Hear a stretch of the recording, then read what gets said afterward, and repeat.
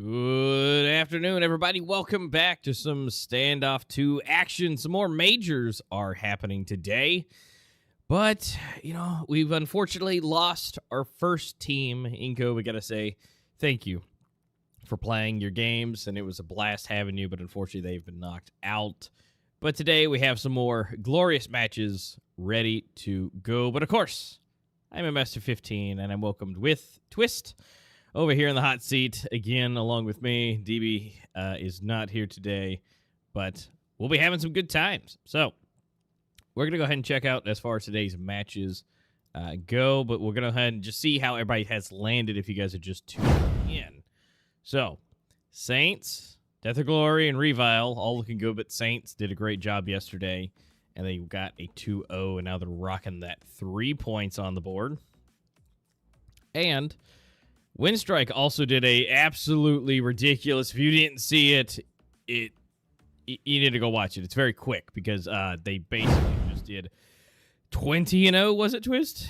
Yeah, no, they didn't. Yes. There was just a clean sweep. Yes, indeed. We saw the first map on Province, Elevate against Winstrike, and Winstrike wins 10-0, and we're like, well, this is unprecedented. Surely, like, this won't happen again. And then we go on Winstrike map pick, which was Sakura, and yeah, the same thing happens again. So yeah, Winstrike, they got 20 rounds in a row across 2 maps. I still can't believe that happened, but that's why they are group leaders for now. They have 3 points, but obviously all of that can change today, as this is the schedule for today. First, we'll have STREETEIGHT versus NOOBS. Now, in my opinion, this is a very interesting matchup. We'll see how it goes, because again, in Group B, all of these teams are still fighting for those playoff spots. And then an hour and a half later, we'll have the other matchup, which is Revile versus Death or Glory, which, I mean, isn't that interesting since all 3 teams of Group A have already qualified for the playoffs. It's just more about, which team will take better standings. So it's going to be an interesting day. I think definitely seeing the first matchup, STREETEIGHT versus NOOBS, will change a lot of things because, again, we only have 2 more days left to group stage, right? So today, they have 5 points, and tomorrow it's all going to end, and we're going to see the final placements of all of these teams. Yep, it's going to pretty much dwindle down, and STREETEIGHT, although they definitely need to get back up, they only have 1 point still. So this game against NOOBS is going to be absolutely massive. Now, NOOBS is still not in a bad spot by any stretch. I mean, if they get 1, they'll be right up there with Winstrike and Saints, so they'll be in the top 3. Now, again, if STREETEIGHT decides to go ahead and pull in a double, then they will be able to pop their way up as well. So it's definitely an option for both of them. If there's a tie, NOOBS is still secured. And then STREETEIGHT is chilling with 2, so that may coming down to round balance against some of these teams, because currently right now there are 4 teams still with 2 points. And so if they rock their way up to 2 and then nobody's able to get any more, then it's going to come down to that round balance. So depending on how many they've been able to do. But the thing is, INCO is already out of the game, so unfortunately they're no longer with us. So we'll be able to see coming more forward what possibilities, again, for Group B well, I guess whoever's going to secure it, again, it's looking pretty prime for Elevate and NOOBS to be able to stay in, especially NOOBS for today's matches. Will make things a whole lot easier for them, but we'll just have to wait and find out. I mean, NOOBS have been playing out of their mind, and although we haven't really seen STREETEIGHT play, but, really one time, so it's just kind of, hopefully they've done their practicing in the meantime, so they haven't been on stage yet.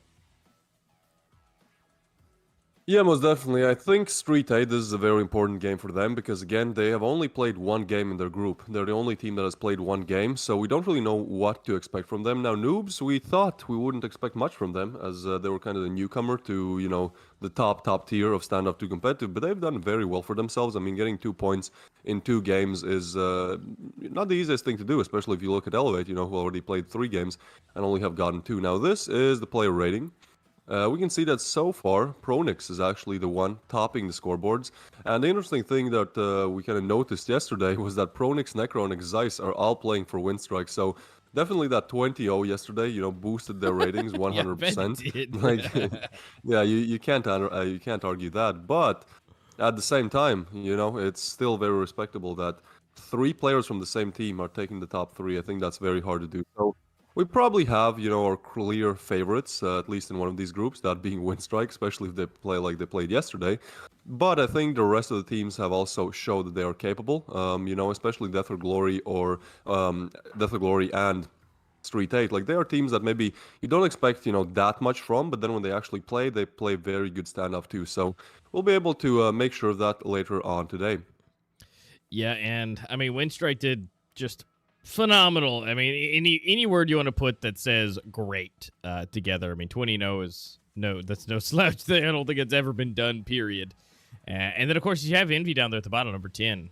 He's hanging down there. So they have 4 players out of 5 rocking in the top ratings for everything. So not looking forward to whoever's going up against them, but they're definitely fighting for the placement.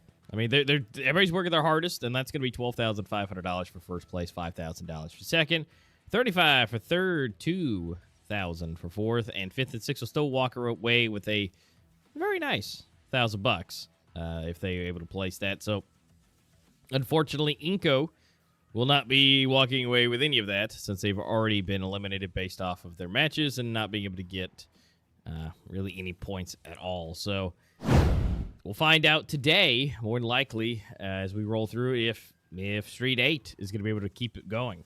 Because they're the only one left that only has 1 point. And if Noobs 2-0s them, there's no coming back. This is kind of do or die for them.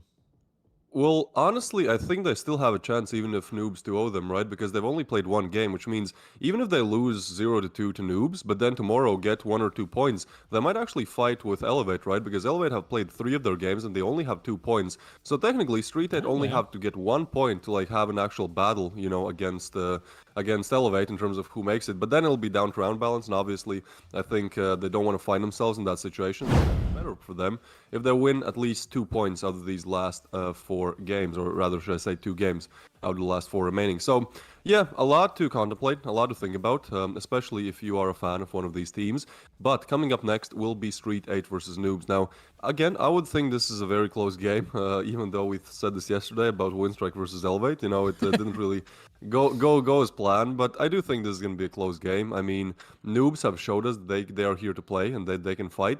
But on the other side of things, we have STREETEIGHT, and I mean, with players like Mysterio, SLV, Floods, or Not Toxic, and Flaxies, like all these players are well established in the competitive scene, right? Like we've seen them, especially in the minor. I remember Mysterio, was playing very well, and I think the team just functions pretty well as a unit. So yeah, definitely don't undermine what they are capable of. We can see that they were founded in 2017, which seems like is kind of the standard for a lot of these standoff 2 teams. Now their captain is Mysterio, and yeah, they say they are a legendary game organization, which I mean is kind of true. I mean, if you are able to make it to the minor and the major, one after the other, it definitely puts you in that discussion. Yeah, it definitely does, and they've done a wonderful job as far as their games go as well. I mean, they've been able to do 1-1 against Elevate, 1 against Death or Glory. Then they've been able to take Saints. They took Death or Glory again, but then they got 3-0'd in a best of 5 against Saints. So not bad. They've had a good history and a good historical data for them to be able to take up pretty much everyone here, except for we haven't seen anything with Winstrike in this list. So nothing too bad. But with Noobs being able to go up against Elevate pretty good, so then I would assume that Noobs and Elevate, at least on that same kind of rough area, should be pretty good. It's a good possibility to kind of gauge. Now we have Noobs here. They, again, being not an old, but not necessarily not a new team. 2018, so they've been able to be around for a while, but in 2022 is really when they started kind of kicking things off. Playing in Cyberstars, being able to make their way around, getting into some championships, took second place, and so they're able to get themselves around, and they've been able to do good. And again, so we've had the more recent activity. We saw them go against 1-1 up against Elevate. They did a 1-1 with Winstrike, and then they've just pretty much taken the victories across the board with some other ones like Licorice and Nefarious. So, looking really good. Noobs, no slouches by any stretch of the imagination. So, I mean, STREETEIGHT's going to have some pretty good work ahead of them. Yeah, we can see that in their last matchup, which again was over a year ago, so don't take it too seriously. STREETEIGHT actually won out Noobs 2-0, but again, this is a year ago, and I feel like Noobs is a very, very fast rising team, right? Like we saw in their recent results, like the teams they've played or even the teams they've won over haven't really been like, top five in Standoff 2 competitive. So the fact that they're playing this well in the major just means that, time and time again, they're able to just climb the ranks very fast. Now, let's actually take a look at the ratings. So they are quite close here. I mean, Floppy is rocking a 1.12, and on the other side, Flaxies is on 1.09. Now, Floppy, obviously, a way more experienced player, almost 900 kills to his name in official tournaments, whereas Flaxies, I mean, he's still good. He's still doing like 187, which is very respectable, but yeah, you can see kind of the experience is definitely tilting towards Floppy. We'll see if that actually comes into picture today, but we should be able to take a look at the map bans pretty soon, right? I think the map bans are kind of the most interesting thing. For example, yesterday we get to see Sandstone, which we didn't really see at all in any of the other best of two games. It was definitely fun to watch. I mean, it was a game where INCO, miraculously, I would even say, got those 10 rounds and actually got their first win. Unfortunate for them that it was their last game, so it didn't really change anything. But still, I think Sandstone is pretty fun to watch. I would love to see some Sandstone today. But ultimately, that depends on kind of how these teams perform on all five of these maps. And since Sandstone isn't really played that much, I don't think it'll get picked that much. And of course, the one day that I'm not here to be on casting, you guys get Rust and Sandstone and a 20-0. But it's a good time. I was able to be here as well, still watching it, so it's a good time. And so hopefully, I'm looking to you guys that are still in here. Be able to give me some of that Rust or Sandstone action. But again, yeah, we'll have to kind of find out how these teams want to go about it. And being that it's not played as much, again, it's that wild card that you can throw into it. And the fact that INCO was able to take their win is kind of surprising. It's like, guys, you should have just chose Sandstone early on. Maybe you'd have some more points, maybe, instead of just doing Sakura and Breeze like everybody else has. And, it's, maybe could have helped. I don't know. It's since they did so good. And Rust, I mean, it wasn't exactly a runaway, but I mean, they were still able to hold their own a little bit. So, but it's just kind of, maybe for next time, it's one of those learning experiences, and that's where maybe just based on because the map pools, Zone 9 is not in the picking and options. Maybe they could have done better on that. So maybe next time they can maybe make something happen into the next event. So, yeah, the map bans will be kind of the overall huge kicker to help out and what we need to do and what these teams will be able to perform because everybody has their favorites. Yeah, most definitely. I think throughout the tournament we've seen like three favorites, but we'll see if they are picked on ban. So Rust is getting banned, and Sakura is getting banned as well. All right, that's fresh air. And we have Sandstone. There you go. Woo! Sandstone and Breeze. That's an interesting pick. Noobs picking Sandstone as their first map. I mean, it could be just to kind of throw off STREETEIGHT, right? Because they probably don't expect it. Let's actually take a look at the percentages here. So Sandstone, actually both teams on 67%. Now, obviously, Noobs have played Sandstone way more than STREETEIGHT. It's actually their most played map, so you'd expect these stats to be more accurate for Noobs. But again, it seems like a pretty close battle on Sandstone. And then the other one will be Breeze. Now on Breeze, Noobs don't really play it, and STREETEIGHT play it a lot. So it kind of makes sense that both teams picking the maps that they really play the most.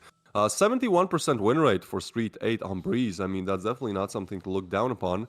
But maybe they don't know how Noobs will play just because they probably haven't played them on Breeze, as they only have 2 games played on it, at least in official tournaments. Yeah, so they're looking solid on it, especially Noobs on Sandstone, so it kind of makes sense. They're saving the best for last. And the fact that with that being in mind, even though STREETEIGHT is the better prediction, 63-37, Noobs, on the other hand, being that it's one of their best played and leaving it to now, that might be bad for STREETEIGHT. If they're Noobs able to squeak ahead and at least get that one map, it puts STREETEIGHT in a little bit more tougher position. Like you said, if they're able to come back a little bit more, that's great. But honestly, I think STREETEIGHT absolutely need both of these games today to really keep them in a good position. Because if not, it's a flip of a coin. It just all depends. Yeah. one thing I do want to kind of point everyone's attention to is that I think every single time we've seen predictions for a noobs game, yeah, they have been definitely not the favorites. You know, normally they have like 20%, 30%, 40% voting for them.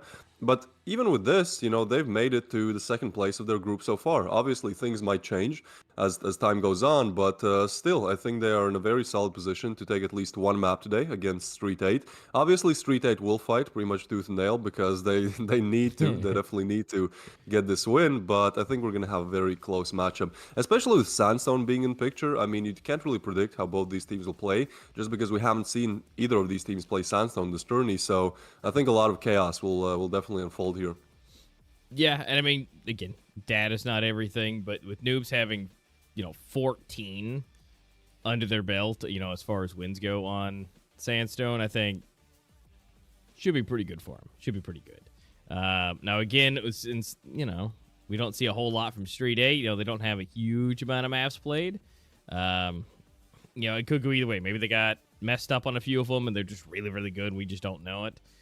Or they, got a few flukes. They got some wins. Just kind of depends who they were playing on that Sandstone. So we'll find out. The match is getting set up. The players are getting into their lobby. They're getting everything ready to go for us to be able to watch the matchup today and figure out, is Street 8 going to be able to take the first one, or is that going to be noobs? Again, I'm excited. I'm great to be able to be here and cast for a Sandstone before, because I think it was the minor that we were in casting for. It took to the last day to see Sandstone. So let's go and get it in 2 in a row before it ends, because it'll be never chosen again, it feels like. Yeah, I'm definitely happy to see Sandstone. I mean, in general, the first day was, I think, only Breeze and Sakura. So happy to see that, other maps are definitely getting picked and played on as well. But we'll see exactly how these teams play on it, because we are underway of the first best of 2 of today, which is Noobs versus Street 8. Both teams need at least one win desperately. So we'll start with Street 8 on the T side, Noobs on the CT. And we should be able to see what they're able to do from here. Yeah, they're lining up pretty good. There looks like a B push is underway, and it's kind of where they want to go. They are just rocking it from 3 different angles. It looks like just kind of flying up in here. Mysterio starting us off first, SLV. And then Anki res Mysterio again, and now we're down to a 2v3 within a matter of seconds. The bomb is down. They have went an absolute bum rush into here. Now it's up to Rez and Letta to be able to come up in here and take the bomb site. Non-toxic is low, but, you're still fighting 2v3, so it all depends on who pushes what. 1 for 1 each. Now it's down to Letta and Not Toxic, which is in a bad position. They're going for the knives, but they're running away. Oh, and he had a bullet still left in the chamber. How did they switch? Like, I thought that was a knife kill, but I didn't see it in the knife feed. And then suddenly they've switched. I think they both ran out of bullets there. That was such a weird thing. But somehow Street 8 do secure the bomb plant and get their first round. I'm sure that noobs are not happy about that one.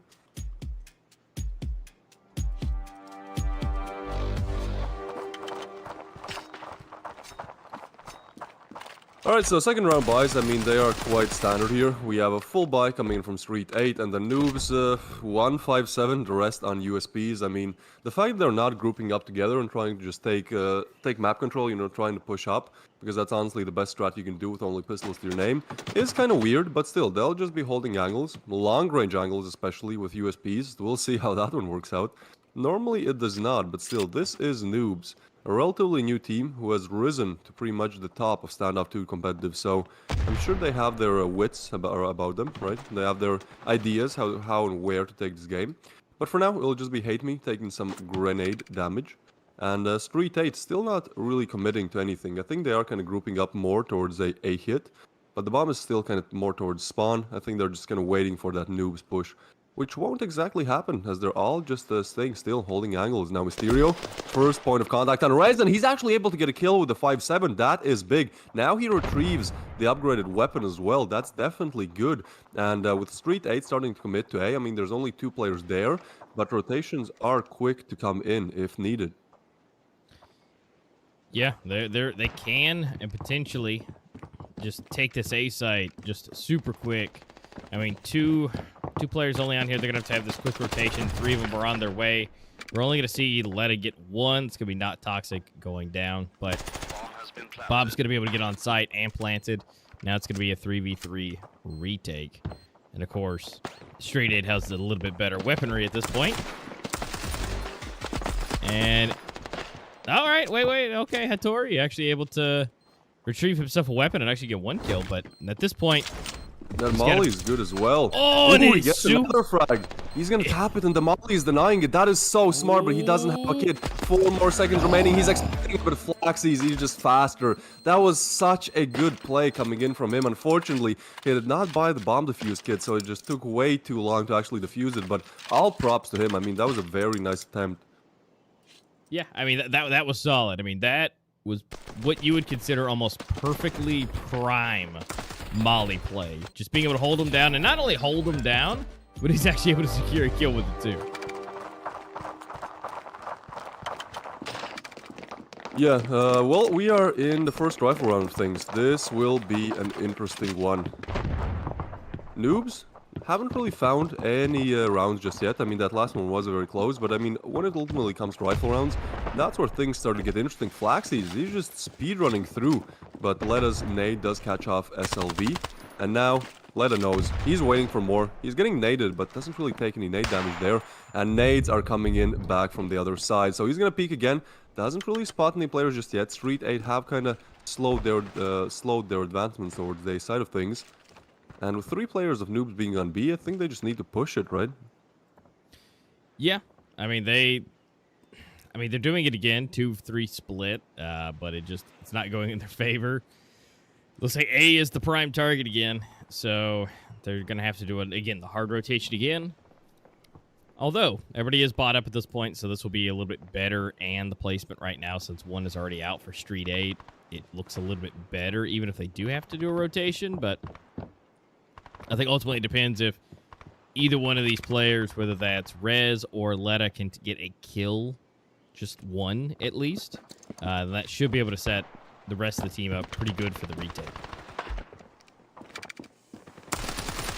Yeah, most definitely, but Floods are here. He gets a nice frag, just catches him off guard, and the bomb plant comes in. The smokes are thrown to deny any denials of the bomb plant. So again, we find Noobs in a 4v3 retake situation this time. I mean, if last round has anything to do with this one, I mean, they only needed one to almost clutch a 1v3. So they throw that smoke again. Doesn't really hit perfectly, but Floodzor, he's very low, and he gets found by Hate Me as well. Ooh, that's a big one to be found from Mysterio. Now he's in a 1v3 clutch, and he has already found 2. Can he find the last one? He can. Mysterio clutches it out for STREETEIGHT. 3 perfect frags in a row, getting STREETEIGHT to 3 rounds.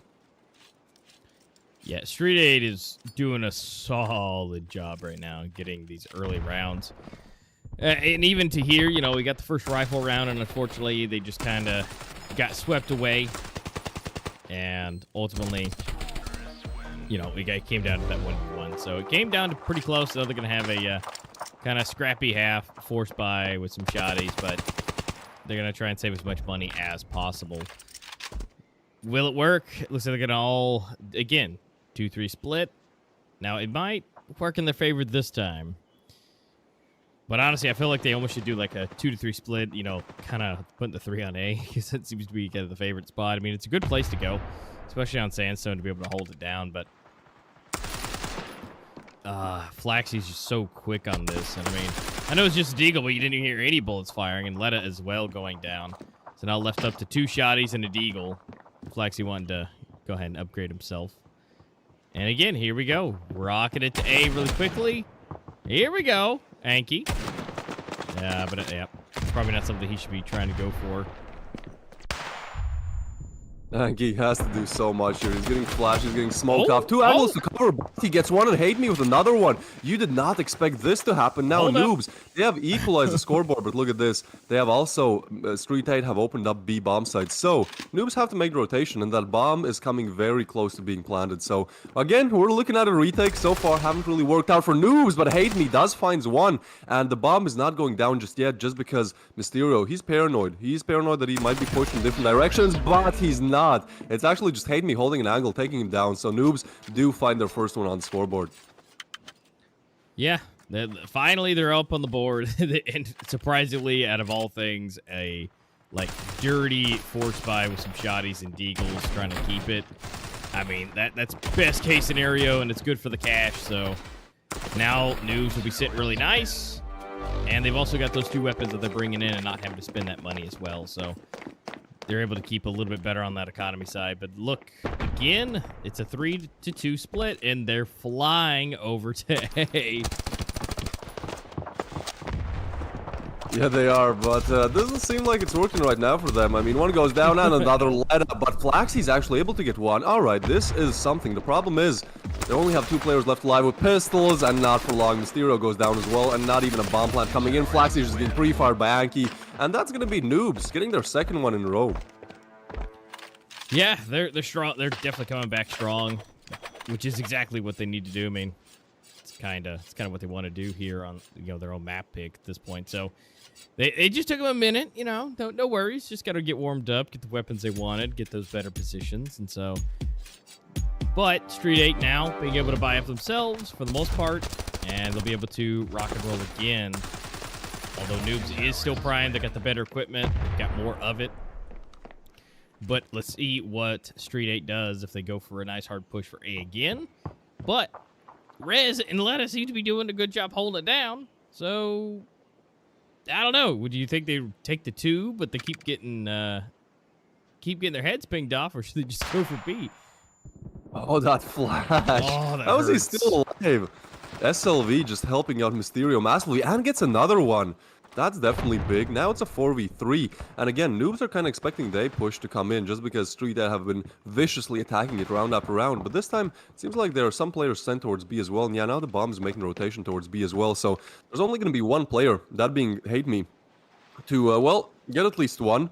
Try to get some damage in, try to stay alive. I mean, he's definitely primed here to go big. The question is, can he do it?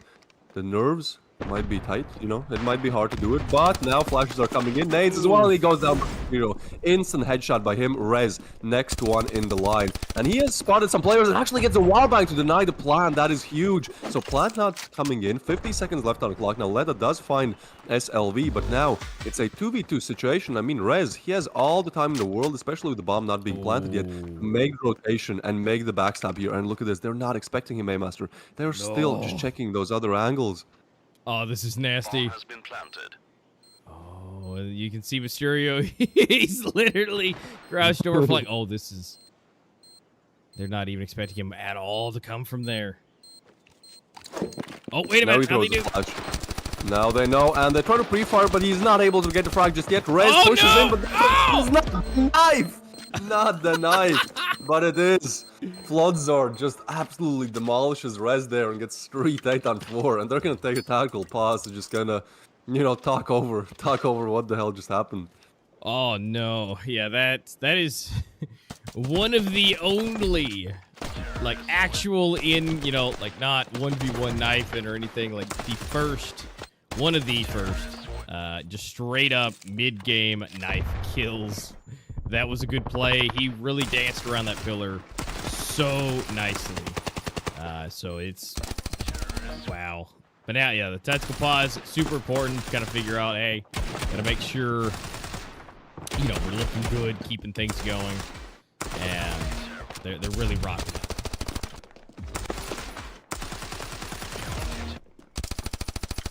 So far, I'd say STREETEIGHT are definitely looking good. I mean, especially on the T side of things. Like, it's not the easiest thing to get 4 rounds against 2 on CD. So, they're doing good so far. But again, Noobs are really not a team that just gives up. They're not a team that loses a few rounds in a row. Their kind of spirit goes down and then they can't do anything anymore. We've seen time and time again that Noobs are definitely here to fight, whether it is the early stages of the game or the late stages. So, yeah, we can't really predict much yet. I think once you actually get to the side switch and see how Noobs do on the T side of things, more accurate predictions will come up. But for now, they've found 2 rounds, and now they've went on a pretty interesting buy. I mean, they have rifles, they have full util, but Hattori only has a shoddy. We'll see what he's able to do with it. Close range, that shoddy can be deadly. But again, it's only in close range, so if you have to make rotations, if you have to go somewhere else, not really the best situation to find yourself in. No, it's definitely not. And I mean, Noobs, they're only 2 rounds down, so I fully believe that that they have a good state. They're still in this. They still got a good chance. All they have to do is break their economy slightly, decently, and I think they'll be just fine. And I mean, we're seeing one on either side go down, so still even.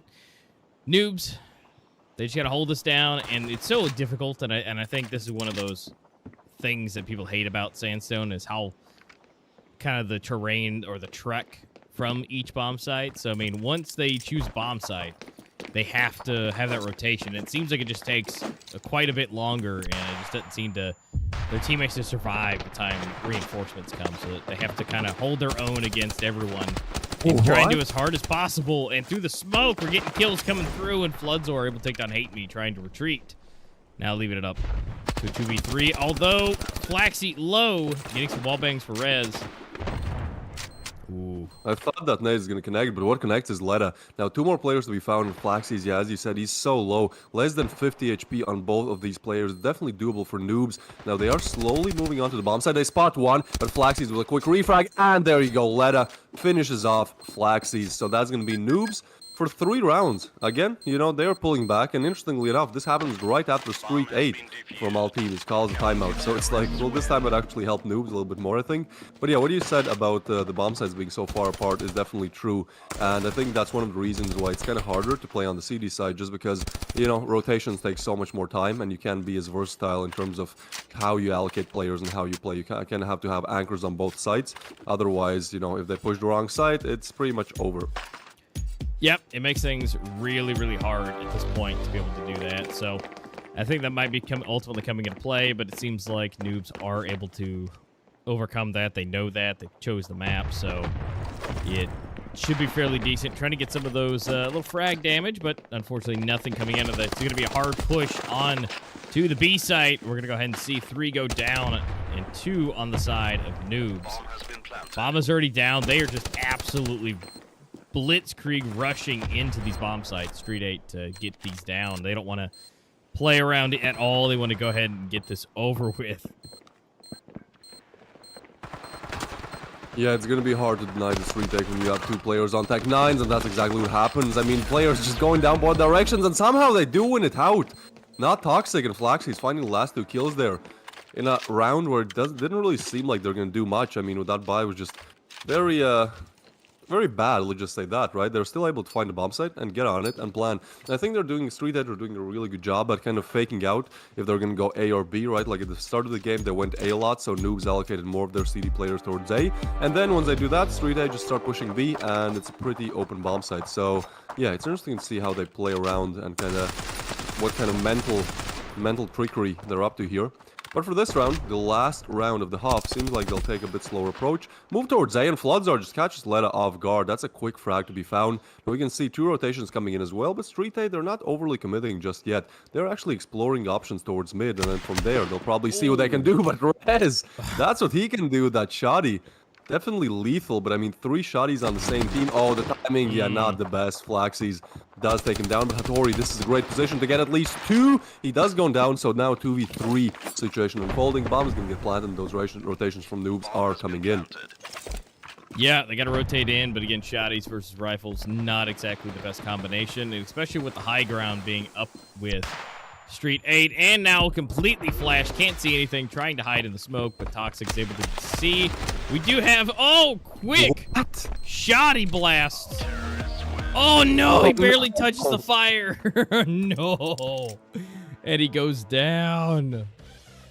That was a very valid attempt, but yeah, kinda just not working out in the end there. I mean, still, Noobs are fighting. They'll definitely need to fight a bit more here to actually take it over the line. Especially, I think this was Noob's map pick, right? So they kind of need to up the ante once they actually get to the T side. But so far, at least no 10-0 just yet. You know, no flashback from yesterday. And I think honestly both teams are performing quite well. Just you know, in those crucial kind of 1v1 situations, Street 8 are able to take it over the edge a bit more than Noobs are. Yeah, and Street 8's kind of showing us, at least with their gameplay and style, that Sandstone can be very T-sided. So, I mean, with that in mind, let's see if Noobs can utilize that to their advantage as well and be able to push really hard and force those rotations and be able to get the bomb planted and, again, make it a lot better in their favor, just like Street 8 did But we are seeing a little bit better, or I guess I'd say a more traditional, three-way split, going 2 on either side, 1 down the middle, just to kind of get that information. And we kind of see almost the same thing. I mean, we do have Not Toxic also just kind of chilling, and that could be an altercation here very soon. It depends if Enki pops his corner. It looks like we are going to see a little bit of that information be given. And they know exactly what route not to take now. Yeah, very slow pistol round. Normally you'd see like rushes coming in from, well, the T side normally, but seems like in this pistol, like they don't want to make any early mistakes, so they're just slowly chilling, going around, seeing what's possible, what's not possible. It seems like A site is in the cards here. 5 players of Noobs grouped up towards it, only against 2 players of STREETEIGHT. This has to be their round. They need it desperately. They need to get this one and then probably one more. Now that smoke is going to deny push for some while, but Floods are here in a prime position to take more than one, but Anki does refrag him, so now kills going both directions. 3v3 underway, and no Toxic. Almost finding that frag here, but Leda, yeah, he's smart. He's just getting away back to the bomb site, back to where his team is. Flaxies does find one, and I think they know where Leda is, so he might get overwhelmed. Now Leda, the only one left alive, and he's not able to do anything more than one. So even though Noobs get the bomb plant, they do not get anything else, and STREETEIGHT are able to find their second pistol and their 7th on the board here. Yeah, and I mean, at this point, it's not the best case scenario for Noobs, but at least they were able to get the bomb plant and get the extra cash. That dualies, honestly, that was so close. That should have been 2 kills, but I think the bullet spread was just a little bit too much in that moment. So now Noobs having to, gonna somewhat-ish buy up and be able to try and do this again. I think that they probably should take a little bit out of STREETEIGHT's book and go for those hard, super fast pushes. Get them on their toes. That they're going to do the split anyway, so you might as well rush in as fast as possible, get to the bomb site, and disrupt everything they have, and then force that rotation. Yeah, most definitely. I mean, with these shotties, you can really do a lot, and that's exactly what STREETEIGHT are doing. Mysterio and SLV getting some frags as well, and this round is over before it has even started. STREETEIGHT starting to take it away. Only 2 more rounds separating them from another point on the scoreboard and another win. So, yeah, they're looking good. Now, this is the first rifle round for Noobs, so they'll definitely buy up. Buy a lot of futility. We'll see what they're able to do with it, but ultimately, they have to, first of all, win this round, then win the next one to break STREETEIGHT's economy. And then if they win the next one, they're only on 6. So, yeah, I mean, still a huge comeback to be made here for Noobs. Yeah, comeback by all means, but definitely not, impossible for them to do. And then, if they can prime themselves really good in this round, they can definitely move forward. But this is kind of what we're talking about a little bit in the pre-show of, we don't have a whole lot of information for STREETEIGHT, and we don't know who they were going up against for the ones they lost. It could have been, let's say, Winstrike, the best team, basically. They could have lost to them, and so it could have skewed the stats a little bit. So far, STREETEIGHT's doing a wonderful job, and their stats will and should go up if they take this. But again, Noobs, taking their time. They don't want to make those mistakes, but I think doing these large splits that they're doing and taking their time is almost hurting them more than just rushing into the bomb site altogether.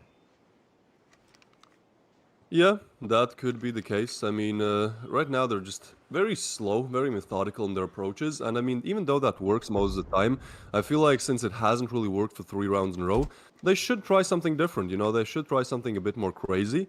Go for it, see what happens. I mean, again, they haven't really gotten a single T-side round, so why not do something that they haven't done before? And that might actually work out. Now, the bomb is going to get picked up, and it's going to be the B bomb site, I think, under attack. So again, a situation where they technically should be able to get on the site at least. I mean, it's a 2v4, right?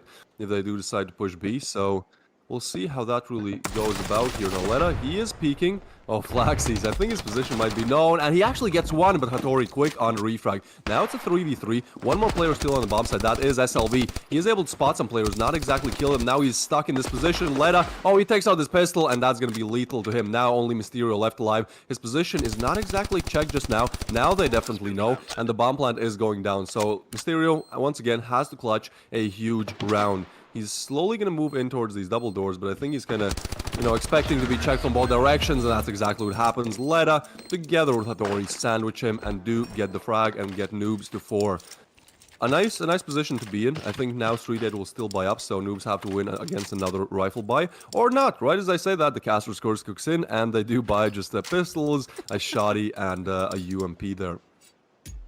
Yeah, they're going to go ahead and, you know, save a little bit extra cash in their pocket just in case. They want to be completely broken.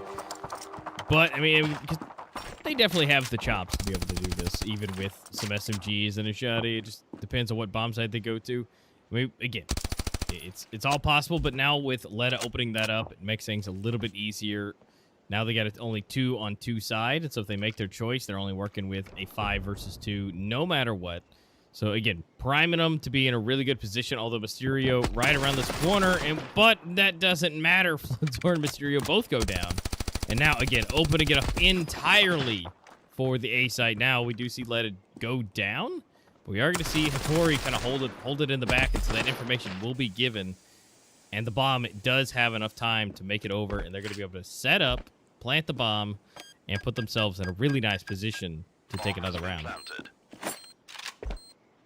Yeah, most definitely. Noobs really rebounding here. I mean, sure, it was only, you know, against players who have shotties and then some of them have pistols, but I mean, at this point, I think STREETEIGHT, yeah, it's just smarter for them to save. So the save call does come in. They're probably not going to try to do any advancements here. Maybe try to, you know, catch some exit frags here, you know, hold some angles that maybe Noobs wouldn't expect them to be at once they evacuate the bomb site. But other than that, Noobs do secure his 5th, and that's pretty good for them because now, STREETEIGHT will be able to buy, but Noobs have that 2-round advantage. They have pretty nice cash as well, especially after the bomb explodes here, so they should be able to keep going and find this one. Yeah, it should be pretty good for them at this point. Now that they're able to get that extra cash, extra stuff, you know, now, but STREETEIGHT did the smart move. They saved, they kept their weapons, and so that's money they don't have to spend this time around. Now that we get to slide up in here, it's pretty much a even buy across the board, although except for, well, never mind, Red's bought up, so now he's good. And will they get the 6-1 on the board? If they break STREETEIGHT now, really Flaxy and SLV will be the only ones to kind of have those hero rifles, or at least equipment for next time. Anki almost getting the drop on him. Yeah, that's not a position. That's not something you want to see if you're, you know, if you're Anki. You peek, there's 2 players, 1 up, 1 down. Like, no way you can get 2 kills there. So he goes down without contest, and now it is a 4v5. Bomb, again, is still dropped. Noobs still taking this very slow approach to things. Very methodical again. I mean, 30 seconds already run down from the clock, and they haven't really even tried to peek either of the bomb sites yet. But I think what they're trying to do here is just kind of see, kind of estimate how many players could be on either bomb site, and then once they do, once they maybe even get a opener pick, then they can kind of call their rotations and their strats in. Now Letta, he might be able to spot someone very close here. This is just low and slow. He's trying to use his ears, trying to get any information he can. Okay, he is hearing at least one bounce around, but Flaxy's the big one right here. You know, if he peeks, he's got to worry about it. So if Flaxy moves at all, this should be a nice, easy kill for Letta. Yeah, I think this is just... Oh, now he might actually hear the rotation. This could be pretty big. For some reason, I think he's also expecting Flaxy's. He is, but he's not able to find a shot. He is able to find Flaxy, though. And now they know that Flaxy's is on the right side of things. Now they're going for B. And with 1 player falling on it already, there's only 1 more to be found. Now, Rez is kind of having a mini duel himself here, but he hears the cross as well, so definitely information given over. And bomb being planted, so 4v4 retake. This is going to get very spicy. Yep, and the fact that they do have the sleeper unit and the back Rez himself, so now they're going to be able to have that. And through the smoke, Hate Me able to take down Flaxy. Now Mysterio able to pick up himself up. 1, it's still 2 versus 3, but the bomb is ticking and it's still going. Hate Me trying to hold him down. Do they have enough time? More than likely they do. Bomb has been defused. Yeah, that was a very nice play with the flash there by Hate Me. I mean, he almost got the kill, and I think if he would, then things would have been different. But it is what it is. STREETEIGHT do take it to 9, and now Noobs, they have to find 5 uncontested rounds in a row if they want to take their map pick. That's definitely going to be hard. You know, they've only found 2 rounds on C side so far, and now they have to find, you know, 5 more uncontested. So we'll see what they have up their sleeves. Seems like a lot of util. And alright, I thought Letta is only going to play with pistol, but no, he does buy an AKM as well. Yep, so we're looking again, standard noobs play, doing the nice split, although unfortunately Hate Me already going down early on. So do they push? Do they go ahead and take him out? They might be able to move their way up. It looks like that's kind of the plan. Just kind of scoot ahead. Bomb's still in a good position, so again, they could go anyway. Right now, A should be the prime target. I mean, 2 versus 3. They're doing, you know, similar stacks as normal. Rez trying to slide in. No damage. I mean, there's only so much. I mean, it really just comes down to this timing here. Although that is great for STREETEIGHT. Able to take down one more. Nade action. Now Rez trying to be able to get it, but unfortunately Mysterio is just so much better. He gets both of them, takes him down, and now it's up to Hattori to do a 1v5 insane clutch to keep them in this game.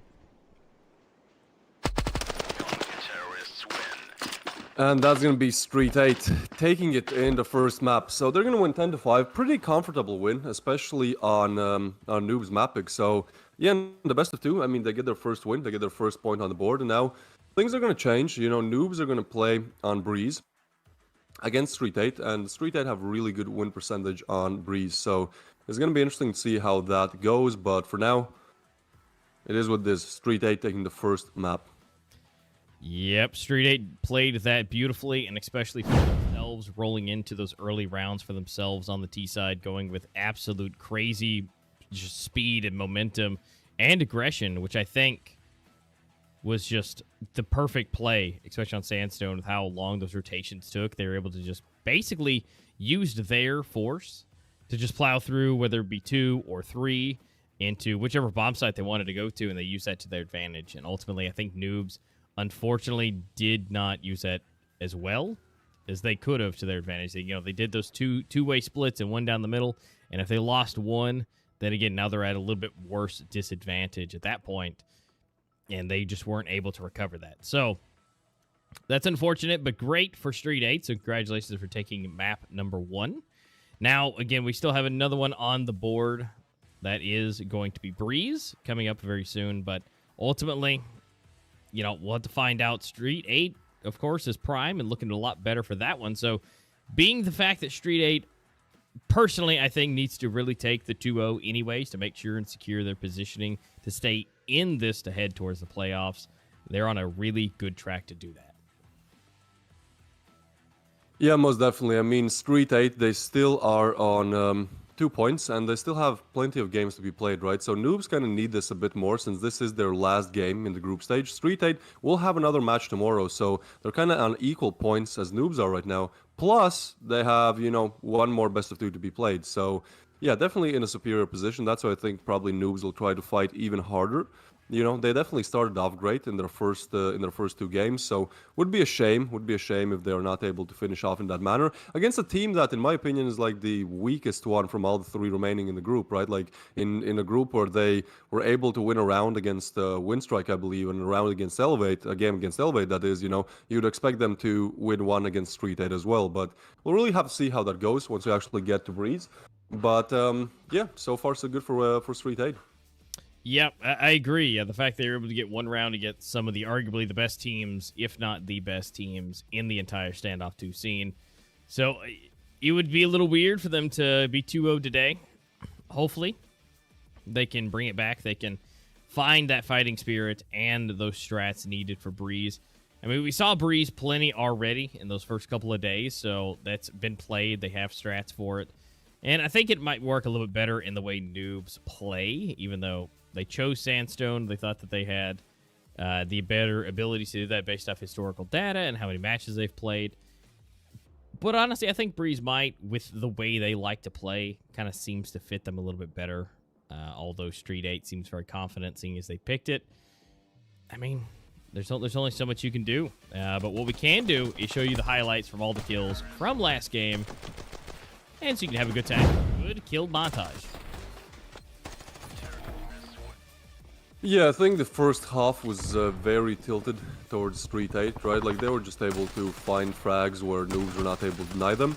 And sure, there were some close rounds. I mean, there was that 1v3 attempt with the Molly. You know, that was a beautiful play, but unfortunately just falling a little bit short because of no defuse kit. But yeah, overall, yeah, I mean, you could see that STREETEIGHT definitely were the better team in the first side of things. Then, when we got to Noobs on the T side, I mean, they started off slow, but they were able to find a couple of rounds, one after the another, and you thought, okay, well, maybe this is gonna happen. But I think Noobs are, you know, ultimately just not able to take it over the line, as we all saw. Yeah, and ultimately, it's just unfortunate that they weren't able to kind of bring that back. And it came really down to that one of those last crucial matches kind of before it, you know, all went downhill. And I think it just came down to, again, those placements and not being able to use that aggression for Noobs to take the sites. I mean, honestly, I'm not saying that, you know, you should do this every time, but honestly what STREETEIGHT did was just pretty much perfect.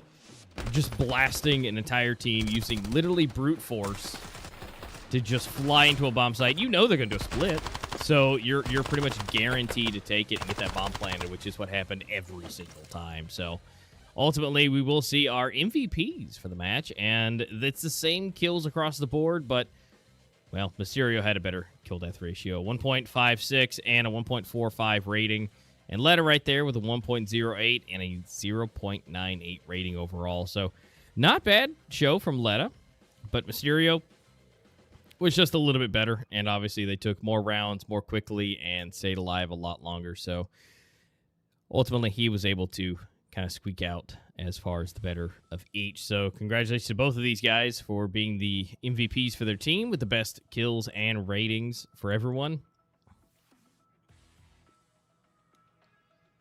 Yeah, most definitely. I mean, it's funny how both of these players have the same amount of kills, but then the rating is just very tilted towards one spot. Now, one thing I do want to say is that this was a very close game. Like, the score definitely could have been way closer. Even I would see Noobs taking it, because look at the first 3 rounds. Like, it goes down to a 1v1. Now that's what you call a close game. And even then, you know, round number 6, round number 9, round number 7, you know, it's all very, very close. Once we got to the second half of things, I mean, again, sure, Noobs win those 2 rounds, but it was a way more dominant coming from STREETEIGHT. But I feel like the first half was just way more shaky, and you know, STREETEIGHT, maybe because of luck, maybe because of skill, maybe just because of timings, they were able to find some of these rounds that probably otherwise would have gone Noob's direction. Yeah, definitely. And just ultimately, it came down to their better skills and abilities and a little bit of that RNG. Now, overall, for the overall stats for everybody, Mysterio looking up at the top, having the better kill death and rating, but Flaxy having one more kill more, but also a little bit more death. So everybody's looking good. Most of them were positive, except for Not Toxic and Floodzor for STREETEIGHT, but again, not bad. They're just right there on it. But Noobs, not terrible. No one was super low. I mean, yesterday we saw some even, I think it was down to, what was it, 0.2 as far as ratings go. So, I mean, it was pretty bad with that Winstrike Elevate game. So they're still saying good. They're almost into the positive range, but just not able to get over the line. Although the kills super close together, 14, 10, 10, and 8. I mean, that's really good consistency between the teams and everything, and they were able to keep it really close. Again, it just came down to taking those deaths, taking the losses, and ultimately losing the rounds, because you can get kills all day long, and you guys can, you know, keep your kills close by, and, you know, you have good teamwork that way, but ultimately it's all about the rounds, and those rounds win games, and just unfortunately Noobs weren't able to squeak out those rounds to be able to not only compete with STREETEIGHT's aggression and their speed, but they have now a chance to try it again. So nothing too crazy. They're going to go into Breeze next. They're getting the match set up, and they're getting them into the live mixer. They're looking pretty for us all, so we can have another great set of matches and rounds for them to find out. Is STREETEIGHT going to go ahead and just close this out 2-0, or is Noobs going to be able to at least take one more to, well, better secure their position? Because if they can get up to 3, it should be able to stay in. Should. But then again, it may come down to some ties in the 3 categories, and then those round balances will be super important. Yeah, I think one thing to keep in mind as we approach Breeze is that this is actually STREETEIGHT's map pick, right? So technically, it should be even harder for Noobs to play on it than it was on Sandstone. Now, I do think Noobs will definitely, you know, fight. Again, that round balance is important, and I think actually probably Elevate have the worst one right now just because of that minus 20 that they have, right? So not exactly something that they really have to, that other teams really have to worry about. I again think, well, we don't really see it in the stats, but I do think Elevate are probably up there in terms of the worst round balance. So yeah, we'll see how that goes. But other than that, I mean, it should be a pretty close game. On Breeze, it's always interesting because, you know, teams either very quickly push one site or they just kind of try to take mid, which doesn't really work out for the best most of the time. So yeah, we're gonna see. It's gonna depend, you know, which team starts on which side as well. I think starting on and playing on the CD side is way easier on Breeze. Yeah, I agree. It's just easier to get in, just set up. I mean, the bomb sites are a lot closer, but we'll figure that out here now. Rocket into the first round of game number 2 on Breeze.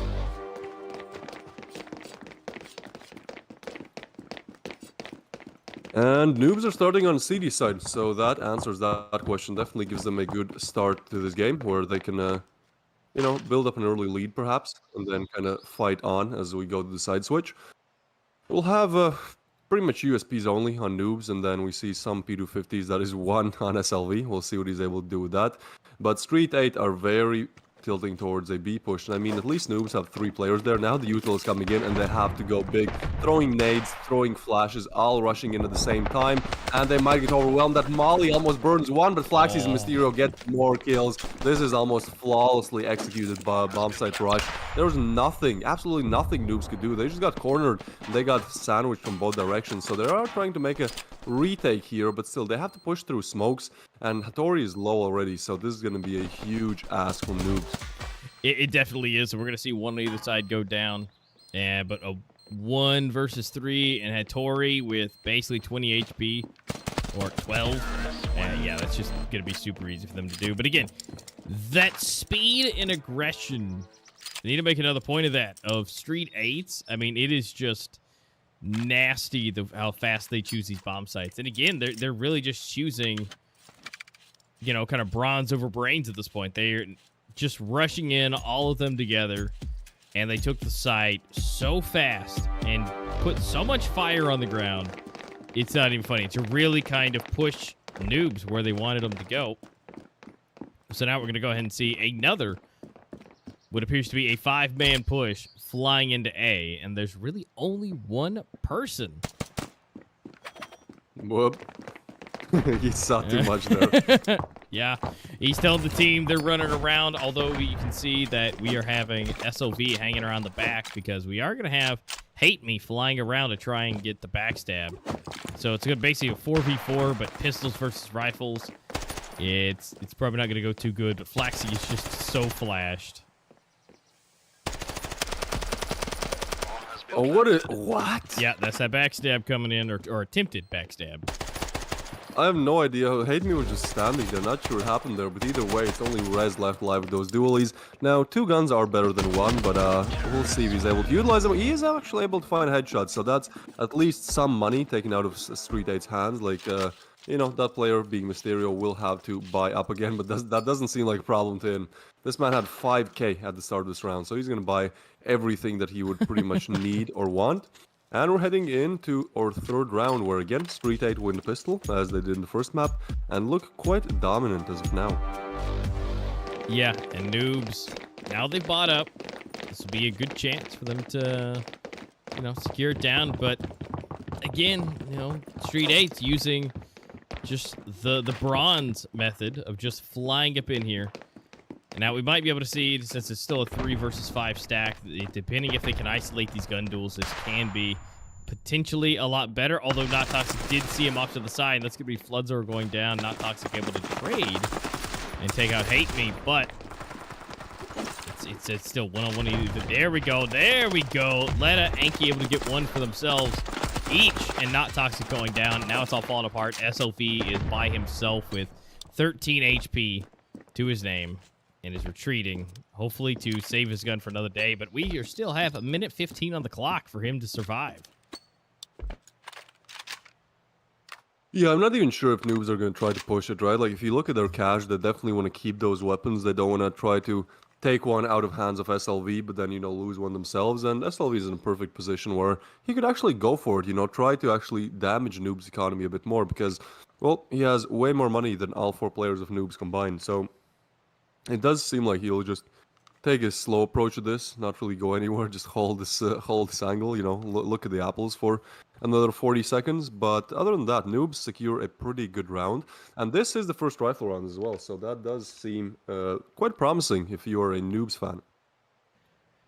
Yeah, I mean, that really puts them in a solid position. They've got everything locked down, and now they're just going to be having a good time until the time runs out.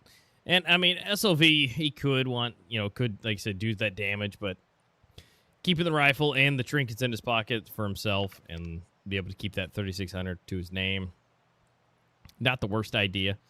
But that definitely puts Noobs in a great position going into the next round to be able to continue holding and be able to probably tie this up into the next round to go ahead and put it on 2-2. And if they do, then that means they should be able to rocket into a third and be able to take the lead. But we'll have to see if STREETEIGHT has anything to say about that. Yeah, most definitely. I mean, at this point, like, Noobs have to get all that they can, right? Because they've already lost 2 rounds when playing on CD side, and with CD side being a bit easier to play on, like, they definitely need to, you know, build up these rounds and get to at least 5, 6, if possible, before the side switch, because it's just gonna get harder for them once they actually get to the side switch. So it seems like they're again sending 5 players, 3 players that is, towards B. That little boost does come in, you know, they're checking different angles. I actually like this. This is smart, right? Like, Hayden is watching Letta's back, and then Letta is either watching the same thing or occasionally popping up and checking his back, you know, seeing if maybe somebody's crossing there, which actually quite soon might happen.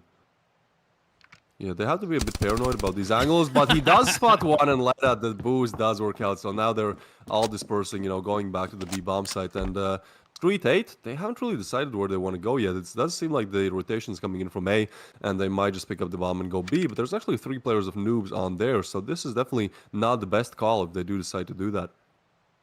No, but you never know when your gymnastic skills can come in handy. Although it looks like we're still primed. Not yet. We still got a minute left. It could all switch up, but B seems to be where they want to go. And as of now, 3 versus 3 with a slight bit of side action coming in from Flaxy. Although with that the sniper, I'm not sure how useful that's about to be. I mean, might be able to ping a little bit, but it just kind of all depends. I think Letta might be able to not have that, and it being a headshot, being an insta-kill. Oh, and res? What is that?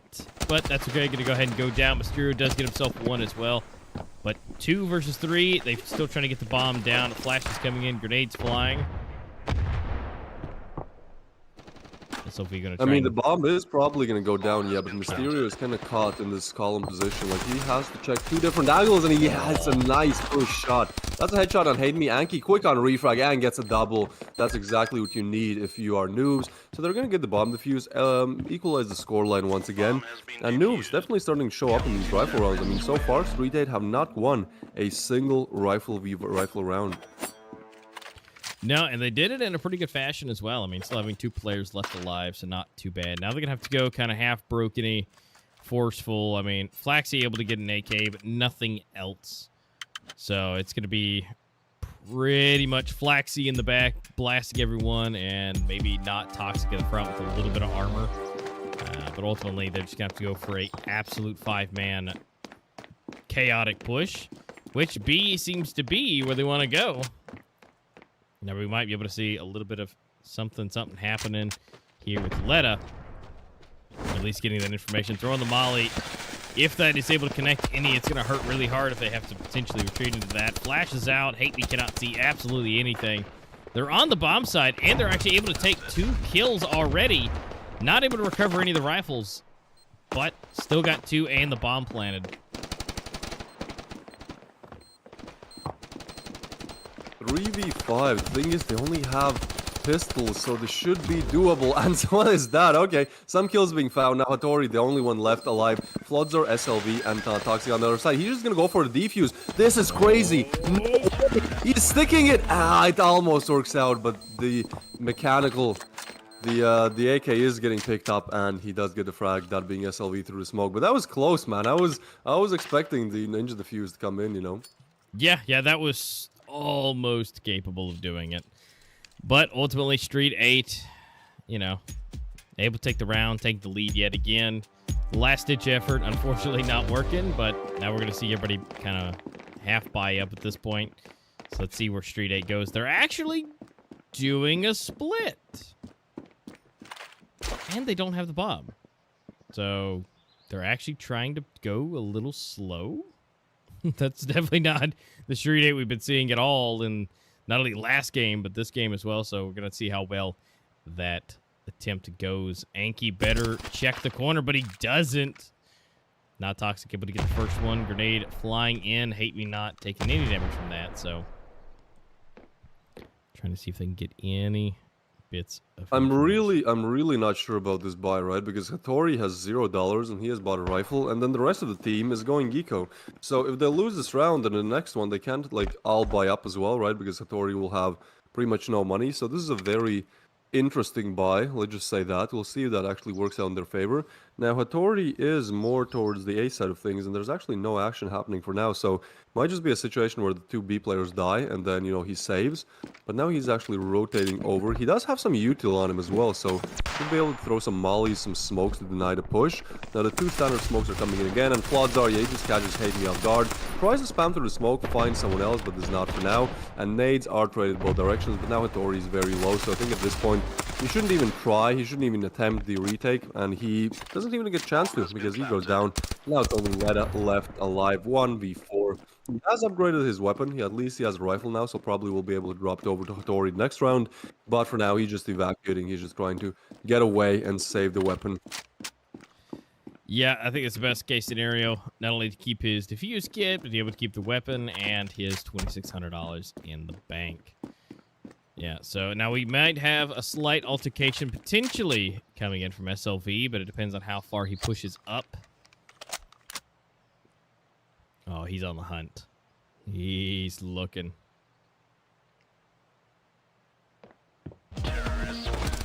Oh, he jumps out and gets the frag. All right, that's at least SLV down. And he won't really get pushed. Like, they don't want to offer any more sacrifices up to him, you know? They understand. He's going to just boost his stats. He's going to boost his cash and economy especially. So they're just going to hold it for now. And there's a tactical pause come in. Again, it's coming in from Noobs. We'll see what they can talk over. Meanwhile, here's a little highlight reel of what has happened so far. I mean, yeah, STREETEIGHT so far just a little bit more dominant. And again, they're doing this on the T side, so that's not exactly the best situation to find yourself in if you're Noobs, especially with this being your map pick. You'd expect them to, you know, get at least more rounds on CD side than the T's do. Yeah, and so as we see them fly through and be able to go around, it's only 2 rounds. So STREETEIGHT, not in the largest amount of lead, but Noobs with this tactical pause hopefully can straighten out whatever they need to and feel better about what they're having to do. Because again, they're only 2 rounds separating. So it's not doable, you know. I mean, it's not the worst case scenario. Now we are going to be going into the flip soon, so they'll be able to try it out on the T side of things whenever they flip and see if their strategies might be able to get into the bomb side a little bit more and rack up some of those points. But if they can get as many rounds as they can before that, it would just be the best case scenario. Ooh, look at those nades, so many nades coming in. Now there is a molly that actually denies their advances, but I think at this point Noobs know it's going to be A. And Flodzar just doesn't care, he pushes through the molly, the rest of the team to follow. They're trying to pre-fire, but Anki actually does get one. Not Toxic, quick on refrag. 2 more players left on the bomb side, but so many different angles to watch, and that's led up for a double. Now it's only Flaxies and SLV, and SLV hasn't even arrived on the bomb side, so for now it's only Flaxies. So many different angles to check, and he's not aware of where these players could be. Hate Me takes down Flaxies. And SLV is able to get 2. Alright, that's good. And 1 more player is low. So technically, if he's just able to get on this bomb side and isolate his gun duels, I mean, it's doable. And there you go. He throws a smoke. That's definitely good for denying one of these players. But he isn't aware at all where the rest could be. No, definitely not. He's been kind of dancing around Hattori. I mean, he doesn't know. He's kind of the unknown, and we might be able to see the push here, and he does go for Rez. But Hattori, again, he was not checked at all, so being able to get the kill there. So that's going to rack Noobs up one more, which puts him in a good position. STREETEIGHT, they can still have a chance to, potentially buy up if they feel like it, or maybe not get everything that they need, but they're at least going to have the rifles. And let's see if Noobs can do this again.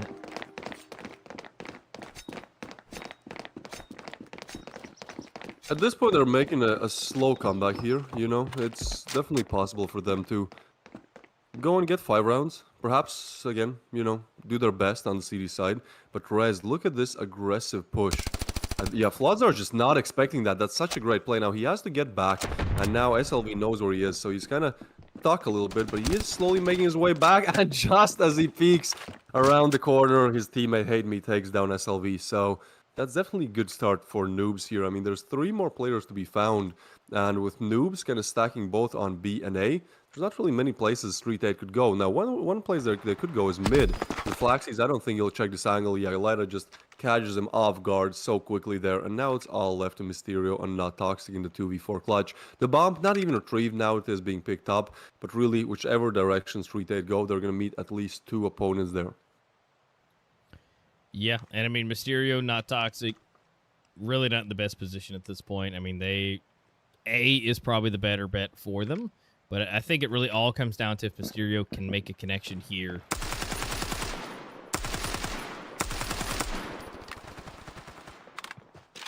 Now the rotation is coming in. We are going to see the rest of the team flying up. Mysterio has pushed up a little bit, is able to take down Hate Me. Still not able to check Anki, but here we go. It comes around, and now the bomb is on site. Not Toxic. He's going to be in the middle of everything, and the grenades just come out of nowhere. 2 of them blasting his face off. And that's going to be Noobs to tie it up, and we are on the final round. I think if Noobs can go ahead and take this next one, which will be in a great position to do so, we are going to see kind of the broken Force Buy, some FALs, P90, and a Tech 9 AK coming in. So this should be a better case scenario for Noobs to be able to take the lead before they go into the switch. Yeah, they are priming themselves in a position where they can definitely take the lead and then, just building off that momentum, perhaps take the pistol as well once they get to the T side of things. Now, Mysterio, this should be a big nade. Oh, those nades are coming in hot. Leda, meanwhile, does find Flaxy. So that is a good start to things. Now, STREETEIGHT all grouping up towards B, but look at Noobs. They know it. They expect it. They have 4 players on B. This is just going to be hard to push on site, but Rez is able to find Not Toxic, and no refrags coming in. Hate Me with another one. Now a 2v5. This is just all falling apart. Mysterio, the only one left alive before we switch to the other side of things for both teams. So we'll see what he's able to do. I mean, he still has the bomb, so could be able to maybe find 1 or 2, just catch them off guard. Like, what was happening there? Alright, he's fighting for this, but yeah, ultimately Yankee does take him down. And that's Noobs, getting, I believe, 3 rounds in a row, and putting himself in a solid position to take this game home. Yeah, and now the fact that they're in the lead, if they can, use their strats accordingly, then they should be able to take it up. But really, I think Noobs needs to take this next pistol round. It's going to be super, super important for them. Now that they are 1 round into the lead, if they can get the pistol in the round after that, that'll put them into a 3-round lead. And that should prime them to pretty much, not guaranteed, but pretty much prime them to take the match.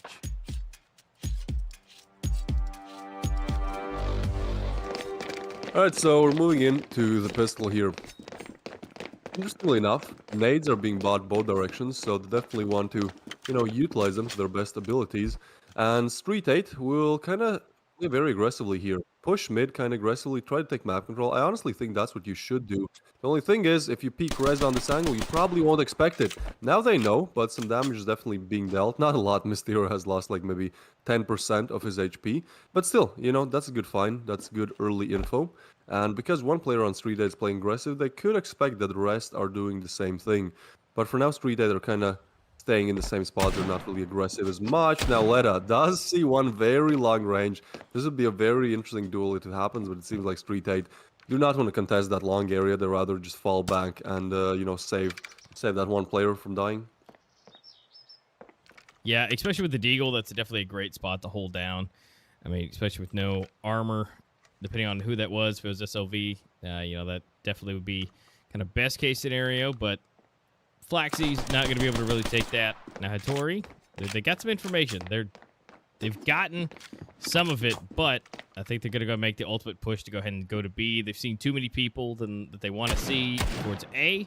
Now we will have Letta be able to hang out over here and still mess with them. Now, Floodzor himself is rotating and kind of staying close to B, along with Not Toxic, so they will have a little bit of contesting to do, but ultimately it's 2 versus 3. If Letta was able to deny it long enough and to keep their attention, now we should be seeing this nice fast push. Yeah, B bomb side, 15 seconds left on the clock. They need to get this plant fast. They've done everything to make rotations go towards A, but the question is, can they plant the bomb? They still have not started. There you go. Now the bomb is planted, and Anki does find one, but Flaxy's quick on refrag. Hattori finds another. Rez looking around. Hattori with a double. 2v3 now, and Rez finds another now, all in the hands of SLV. He has to find 3 players in a row here, and they know where he is. He's going to get cornered. He's going to get watched from both directions. Kaleda does find one, and that's SLV down, and that's Noobs winning their pistol. Putting themselves in a very good position here, putting themselves in the driver's seat, right? Like now they can buy up, and on the side of STREETEIGHT, they have to go pretty much full eco. So definitely looking very solid for Noobs right now. Yeah, that's exactly what they need. And now they've got that 2-round lead, and this one should be an easy third. And then really after that, you know, they're only going to get 3 more past that. So even if STREETEIGHT puts up a fight and they're able to lose the one right after the next rounds, I mean, it still will give them a chance to have a good fight, be able to work their way up. But if Noobs does this right, they're able to use this momentum, because if they can break them the 1, 2, 3 rounds after that, I mean, again, it's kind of a bunch of ifs, and it depends what STREETEIGHT is able to do. But with the cash flow that they're doing and the way Noobs is playing and with the information they're getting, they're priming themselves to have a really good time. Yeah, most definitely. I mean, especially with the say bomb site now being pretty much open for business. I mean, there are 4 players very close, but again, they only have USPs. So pretty much all that Noobs have to do is not give them 1v1 gun duels. Just stick together and make sure that when they push in, you know, they can maybe tap someone quickly with that USP, but definitely not more than one. And I think they're doing a good job at it. And actually, the backstab is kind of almost coming in there as well. And I think STREETEIGHT, they're just going to save. That's a very, very interesting decision, because they really have nothing to use, right? Like, they don't even have Kevlar, they don't have armor. At this point, I would say just go for it. At least you can try to get some weapons out of the hands of Noobs, you know, even if you don't pick them up, even if you all go down. If you're able to get, you know, to kill 2 Noobs players, at least they have to rebuy those weapons next round. Their economy gets worse. So, yeah, not sure about this decision, but either way, Noobs take it to 7. Well, the thing is, one of the biggest factors is they're not giving them the extra money. So the ones that, if they, you know, all got obliterated, that's extra cash for Noobs. So I think that was a very big, you know, 3,000 IQ type of play to not only, they didn't have anything to save, but they also didn't give any extra cash, like, at all, since all 5 of them survived. So that might have been a big brain play that may come in later if Noobs has any problems with this round. And that could be an economy issue as they move into it. Yeah, I am aware of that fact, and I do think the same way. So this is going to be interesting how it unfolds. Like, I mean, Noobs, they're really taking the upper hand. Even though one player now goes down, they still have plenty of time to play with this. But actually, STREETEIGHT, look how aggressive they are. This is very smart. Now they can call that B is definitely open, and I think they could have a very good backstab here. Now, meanwhile, Hate Me does find one. They're definitely not going to expect this, and that's Mysterio. That was so quick, just getting both players, and now it's all falling apart. Flodzar gets another backstab kill, and now it's all left up to Anki. He has to single-handedly get the bomb, kill 4 players, or, you know, get the bomb planted. Whichever direction it goes, it's not going to be an easy feat. What, you don't do that on any day of the week? Ah, no, he's got this. Oh, actually, he does take down Flaxy, so he does get the bomb and is able to move forward. This might be a nice 1v1 for him to prime himself with. It just kind of depends if he can peek this corner and see it. And he still takes down Not Toxic. He's going to get the bomb plant and the extra cash. Now it's to a 2v1 retake. Let's see if Anki can get into a good position. I mean, he is one of the better players for the team in general for Noobs, so he might be, again, if he can isolate this 1-to-1, and some already pings coming in, Floodzor taking a little bit of damage already. Yeah, they kind of know where he is, though, and he gets overwhelmed. That position on the box is really open, you know, right on the side, so he does get taken down, you know, both players from Street 8 sandwiching him. But that was a very nice attempt. I think now Noobs will probably send, like, if they go B, they'll probably send one player towards A just to make sure that these pushes don't happen, or at least don't happen unannounced, because honestly, that was just a very smart play by Street 8 there. Just keep pushing up, you know, get map control, and off of that, they're able to backstab and do very well. So yeah, noobs now have to be careful about these CD side aggressive plays. Yeah, they do. Although Noobs, again, still having a lead here. And actually able to make SLV have to not buy the most optimal rifle, opting in for himself for a FAMAS. So now they're going to go ahead and see if they can do it again. Super huge aggression coming up to the halfway line here in mid. Letta trying to see if there's anything possible, but they're going to go do a quick retreat. And so B is primed to be the location for the bomb plant. But we do still have two players kind of running around. Might be able to catch some information. Not Toxic might be checked, but he might have heard something. Smoke's coming in, grenades flying, and some damage is being dealt, although Floods are able to get one of the kills, but is massively damaged along with SLV. Going down to the grenade, now the push is coming. Bomb is making their way in, going to go for the push-up, and Letta for 3, not checking the rear, and leaving it all up to Flaxy in a 1v4.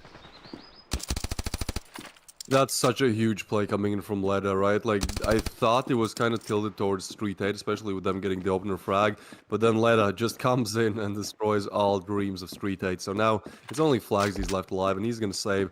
And honestly, this is a very important round for Noobs to get, because if you look at their cash, like, it was even worse before the round started, as they've now gotten the kill bonus.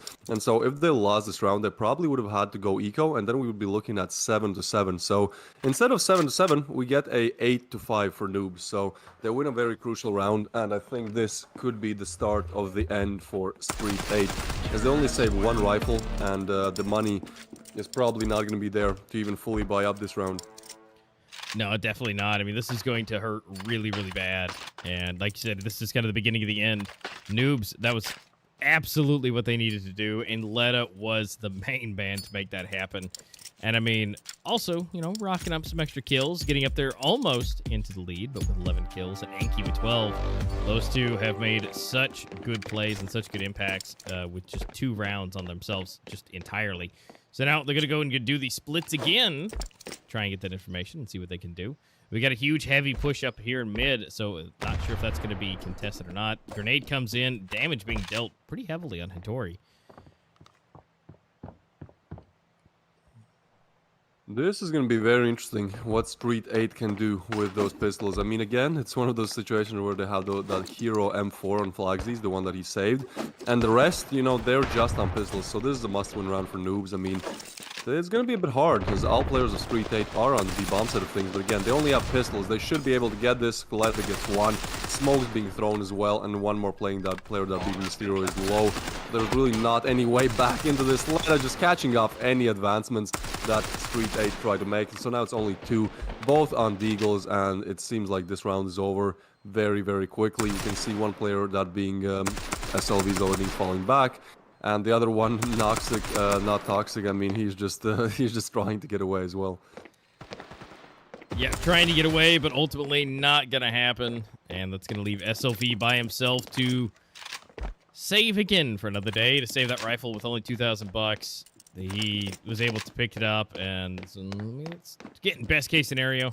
And the bomb will detonate, which will put Noobs on match point. They are only 1 round away from taking it away and tying this up to a 1-1 for the matches.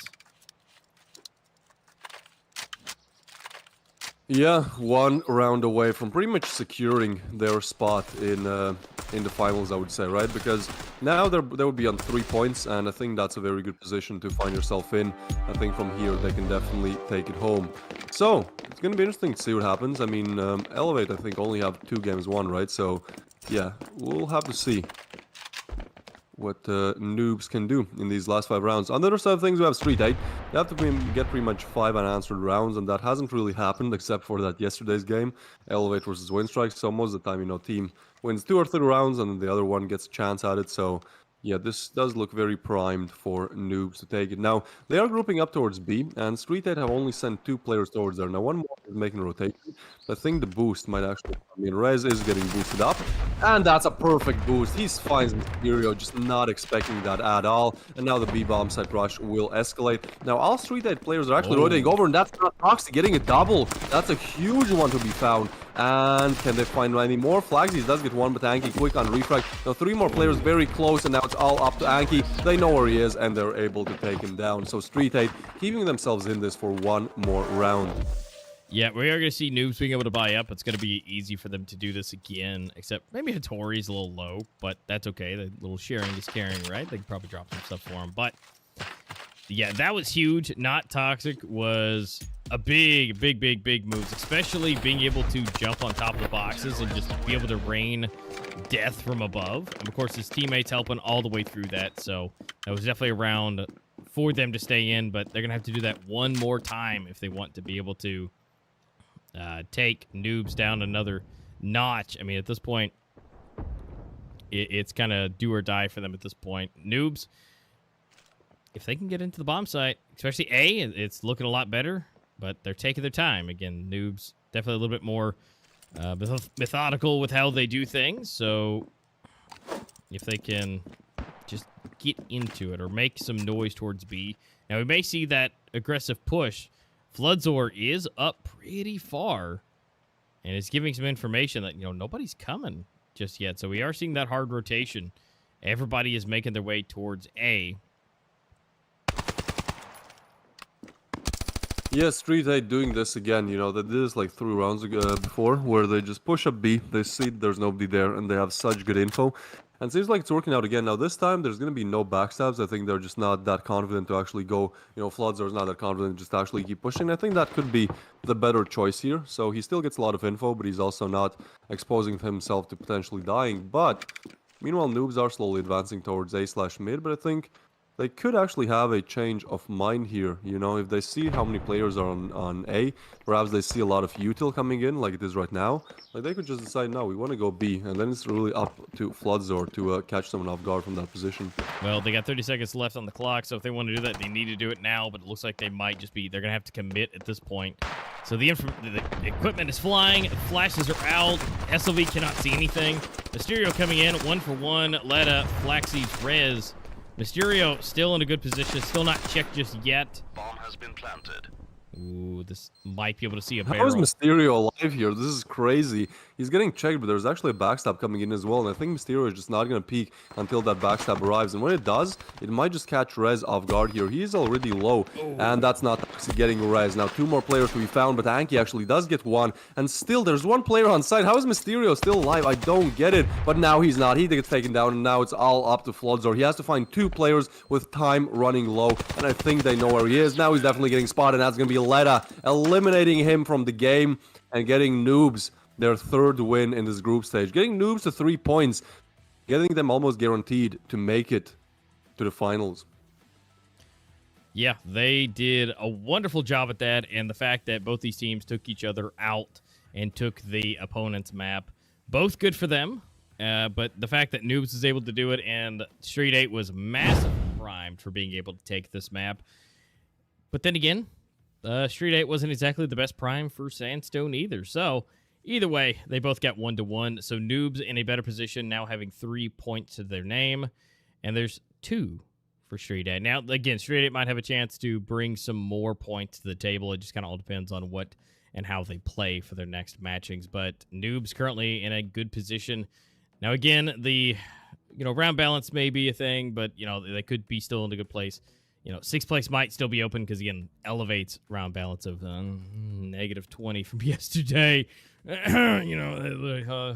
had to see it. So if you guys want to see that, that was yesterday's game. It was kind of chaotic and nasty to watch that. So if you want to check that out, feel free to do so after today. But that's going to be a 1-1 split for STREETEIGHT and Noobs. So congratulations again for both of them for being able to do that, because that was definitely huge. Noobs really had to take some of those rounds, and they did. They executed it perfectly. And again, Breeze is just one of those maps to where everything can be rained down from above, right? You have such low rooftops, and I think that worked into their advantage. And the tacticalness that they like to do, just it seemed to work better. And then when they want to take the site, they're able to just get everything over the rooftops and land exactly where they know a player is going to be, instead of trying to, you know, ricochet off walls or anything. Yeah, I'm very surprised by how Noobs played on second map, right? Because it was like almost the mappings were reversed, right? Because you thought they were gonna do great on Sandstone, and I mean, they tried, but they really didn't do great. But then when it came to Breeze, I mean, they had very solid, especially T-side plays, right? Like as soon as they got that T-side, they just extended their lead, and yeah, STREETEIGHT were just not able to really do anything. So we'll take a look at the rounds here. Just gonna show you guys what happened once again, maybe if you're just tuning into the stream. So STREETEIGHT starting off dominant, I mean getting the pistol in the second one, and then Noobs actually getting some few rifle rounds in a row here. Looking pretty good, looking pretty solid, and then STREETEIGHT, you know, slowly but surely starting to accelerate forward once again. STREETEIGHT really had that B bomb site attack, you know, on lockdown. They knew how to do it. They knew how to just push B, plant the bomb, and deny the retake coming from Noobs. But Noobs are still fighting on. They were still close, and you know, ultimately they did win out the round 5-4. And at that point, you know, they were just able to keep doing what they did.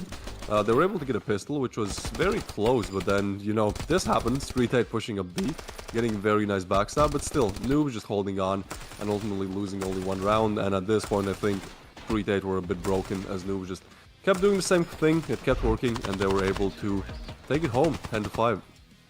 Yeah, they just executed that beautifully in being able to, again, extend that lead and get those early picks. Now, let's go ahead and check out our MVPs for the team. Letta, as per usual, at the top, 17 kills.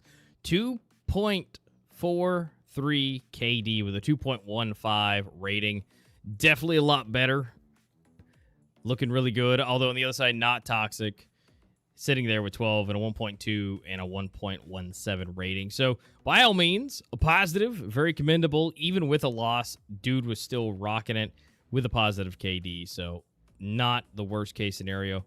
But again, I think Letta really showed up, and especially that backstab, getting 3 kills, uncontested, unseen for that one round was definitely huge, and being able to really turn that round around and put them in towards the lead.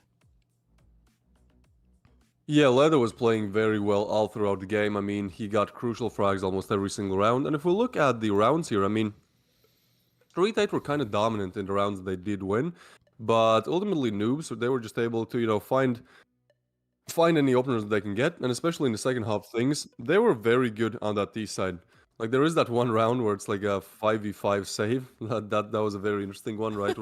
Where everyone on STREETEIGHT, you know, even though they had USPs and no Kevlar, no util, nothing really to save, they decided to, I guess, save their KD or whatever it was, but they just saved. All 5 saved pretty much USPs. And even though that was an interesting choice, it didn't really help them in terms of their money. And so, yeah, Noob is just having a very dominant T-side performance here. Yeah, executing that perfectly, and just being able to see how many players they had left alive majority of the time was just way, way, way, way higher. Now, of course, we got to see those KDs all across the board for everyone, and everybody looked great on Noobs. 2.5 for the top for Letta, but then a 1.73 rating and a 1.33 for Floppy. So the KD's looking good, all really high. Their ratings, everything looked good. Hate Me at the bottom, not the best, but definitely he was the one pushing up most of the time and getting those information. You saw him die, but he got the very crucial information. Now, on the other side of things, you still see that 1.17 rating and the 1.2 on not toxic for his KD, but it slowly starts to kind of tip off at 0.84, 0.82, 7.4, and 6.7, respectively. So, STREETEIGHT definitely did as good as they could with their kills. 12 and 11 were the 2 highest, and then it dropped off kind of steeply with 7 and 8, where everything kind of stayed a little bit closer for the opposite side for Noobs at 17, 15, 11. And then here's the drop towards Hattori and Hate Me for 6 and 5. Yeah, definitely some players performing better than others. I mean, especially Hate Me. He was someone that we saw perform really well, especially on Breeze. We saw Noobs play Breeze in the first day, I believe it was, and Hate Me was the star player there, you know, that day. You know, he was doing very well. We remember that kind of memorable three-piece that he got on B side. But yeah, for today, he wasn't really showing up that much. But ultimately, I mean, everyone else showed up, especially Leda and Hanky on the side of noobs. So, you know, it's fine. Again, sometimes these players have bad days, and then just somebody else shows up. And it's great if you have a team where that can happen. Yeah, you can always rely on someone on your team to be able to bring it back and to bring it up when they need to do.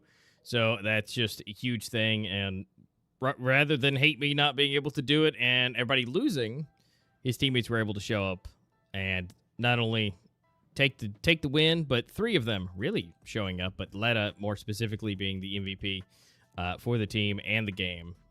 So again, even though he can't do it all the time, that's what your teammates are for, and you're able to use that team play. Again, ultimately, individual skill gets the rounds, but the team play gets the games. And ultimately, that does secure them one onto their points.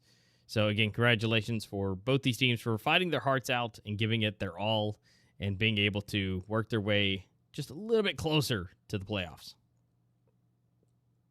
Yeah, again, I think if we take a quick look at the groups where noobs are at, because I do think that at this point, like, they pretty much secured it, right? Because yeah, look at this. Noobs have now one more point, so they're on 3, and Elevate have no games left, so they're on 2. So noobs make it, Winstrike make it, and the only team that is sharing equal points with Elevate are STREETEIGHT, but STREETEIGHT have 2 points now. So Elevate and STREETEIGHT are both on 2, and I think STREETEIGHT have better round balance. So even if they lose their last game tomorrow, they're still, I think, in a better position than Elevate to actually take it home. So Elevate, I mean, they're probably watching the stream, you know, biting their nails, because it's not looking good for them. It's definitely not looking good for them. But one thing that will happen for now is there is going to be a break coming up very soon. So we'll take a quick break, guys, and we'll be back with our second game of today.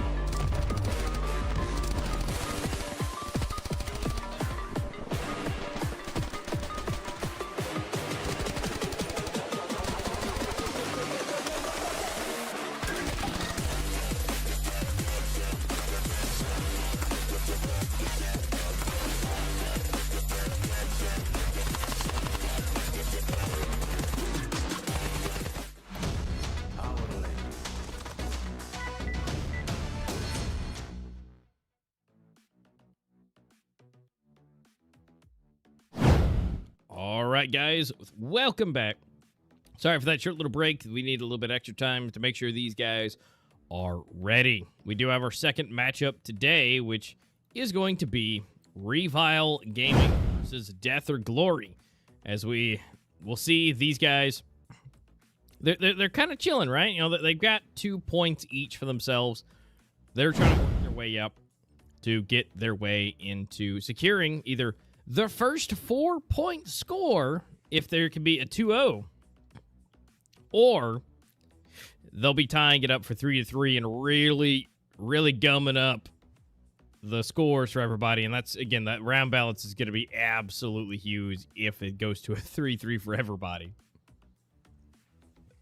Yeah, and again, this is Death or Glory's second game, right? Like we can see they've only played one game, so one best of two so far. So they're in a prime position right now to take group leaders, which is such a surprise, right? Like in a group where there's Saints and Revile, which you would kind of expect to be group leaders. Well, Death or Glory, they've won all games. I mean, that's one best of two maps so far. But still, if they're able to win both against Revile, well, then they probably have to play against Saints, right? But still, this is a very impressive performance coming in from Death or Glory. Yeah, it definitely is. Again, this is going to be an absolutely huge time. The fact that, again, Death or Glory only got one, but they've got 2 points already. If Death or Glory does this again, they're going to be sitting at 4 points with only 2 games. And might be primed to pretty much be number one walking into the playoffs. It's a possibility. But again, if there's a 1-1, there's going to be a bunch of threes across the board, in which case will make things a lot hairier for Elevate, considering their current placement in points being 2, only across 3 games, and they're able to, well, I mean, that STREETEIGHT might still be in a bit of a bad position, but Elevate will definitely be in a bad spot if we see 3 threes across the board. So it's almost in Elevate's best interest if Death or Glory just take this away in a 2-0 to have just the ever so slightly amount of chance of staying in. Yeah, so let's take a look at the schedule. So we'll have RevialGG, Death or Glory, just coming up right now, and it should be an interesting game. Again, I mean, Revile kind of need this a little bit more, as this is their, I believe, final game, right? Like, this is their final game. Tomorrow we'll see Death or Glory versus Saints, so it would be great. It definitely would be great if Revile do good against Death or Glory, because it's honestly their only chance. And again, I mean, INCO is already eliminated, so Revile have secured themselves a spot in the playoffs. But obviously, if you get more points, then you get better placement, and you play against weaker teams from the other group. So that would definitely help them. So this is Revile's lineup for today. It's Skill, Apart, Lunax, Bronzes, and then also Knights. Definitely all players that we've seen do good throughout the games. Lunax and Apart really look like they're ready to rip apart whatever opponent they play against. But Revile, quite a, I mean, I don't want to say a new team, as probably, you know, all these players have played for way longer. But yeah, their data foundation is only 2 years ago, with captain being Skill. Yeah, and Skill being one of the most talented players in the scene entirely, being the one to kind of create the team. And they were the number 1 team in 2021. But the team itself has existed for 2 years, again, from players who have been around way longer. So they have some great accolades across the board. I mean, they've been able to do 2-0 against INCO. They did lose to Saints, but they got 2-0 against Team Coyote, and then they got obliterated from Death or Glory and STREETEIGHT. Now, the part that's going to be fun is, well, it's Death or Glory. So the fact that they got obliterated last time, not the best case scenario, but we may see some redemption. So Death or Glory coming up in here. We got Cot, Payback, Clav, Daz, and Flaffy. So this is your lineup for Death or Glory today. Again, these guys, by all means, remember they're sitting with 2 points. They've only played 1 game. I mean, they did really, really good that first one. So now if they do it again, like I said, they are primed to be basically the number 1 walking into the playoffs, and they are super old. Not to say that they're old, but 2017 is quite a whiles back, and the fact that they've had very good placements in 3rd place in LAN, they also had 1st place in another LAN for the physical game. So they've been around the block a few times for quite a few years. Oh, most definitely. I think we also signed a minor that they're a team that, can really fight and even win some of these big guys. So this will be a good chance for them to prove that today. As we can see in the recent results, well, yes, they did win INCO 2-0, so maybe those 2 points, pretty much unanswered 2 wins in the group does not mean that much, as INCO is losing against other teams as well. But still, I mean, if we look at the recent results, well, they are in a pretty good position where they've won 1 game against, they won 1 best of 3, I believe it is, against Revile. And that's actually the more recent one, because the one that they lost against Revile was in the minor, and that was way back in February when we were casting that, right? So yeah, in the most recent matches, I mean, Death or Glory have come out on top, but again, this really does depend on many factors. For example, the map picks that we should be getting into quite soon. Yeah, it definitely does. But again, so far, historically speaking, that's been a 2-0, and, well, Death or Glory will more than likely want to be doing that again. Again, be able to absolutely secure themselves into the playoffs, to be able to go towards that $12,500 that's up for grabs for first place. But no matter what, we will be seeing some good matches today, and we do see Franz and Cott. Kills are a little different. Literally 10x on Franz, but their ratings and kill deaths are staying really, really close, and actually still a little bit better for Cott. But again, that is a 10x difference on the kills. But a 1.32 and a 1.33 for Franz, and a 1.41 and a 1.4 respectively for Cott. So these are kind of your best guys for the team. You should be looking out for both of these, but Franz, you can't really say go against the 1,800 kills in the professional scene. I mean, that is just a lot. Yeah, I think that's probably the highest kill number that we've seen so far. Normally you see something around like 500, 600, maybe 1,000. You're like, oh wow. But this guy has almost double than 1,000, 1.8k. So definitely, a player that has probably played in every single map, in every single position. He definitely has a huge baggage of knowledge. So we'll see if they are able to utilize it. But again, this should be quite a close game, as I think both teams are really primed to take at least one map home. Yeah, they should be pretty good for that. I mean, obviously we got to figure out here soon what those map picks will be, but ultimately they should be able to. Now, again, Death or Glory's historical data going against Revile. Again, 2 O's across the board. But at this point, I think it's about time Revile changed that. And again, they should be pretty good for it today. They've made it here to the majors. They're here in the group stage, so they've definitely made plenty of waves to get here. But again, I don't know. It almost seems like Death or Glory is RevialGG Gaming's kryptonite, and they just cannot seem to get around anytime they go up against him.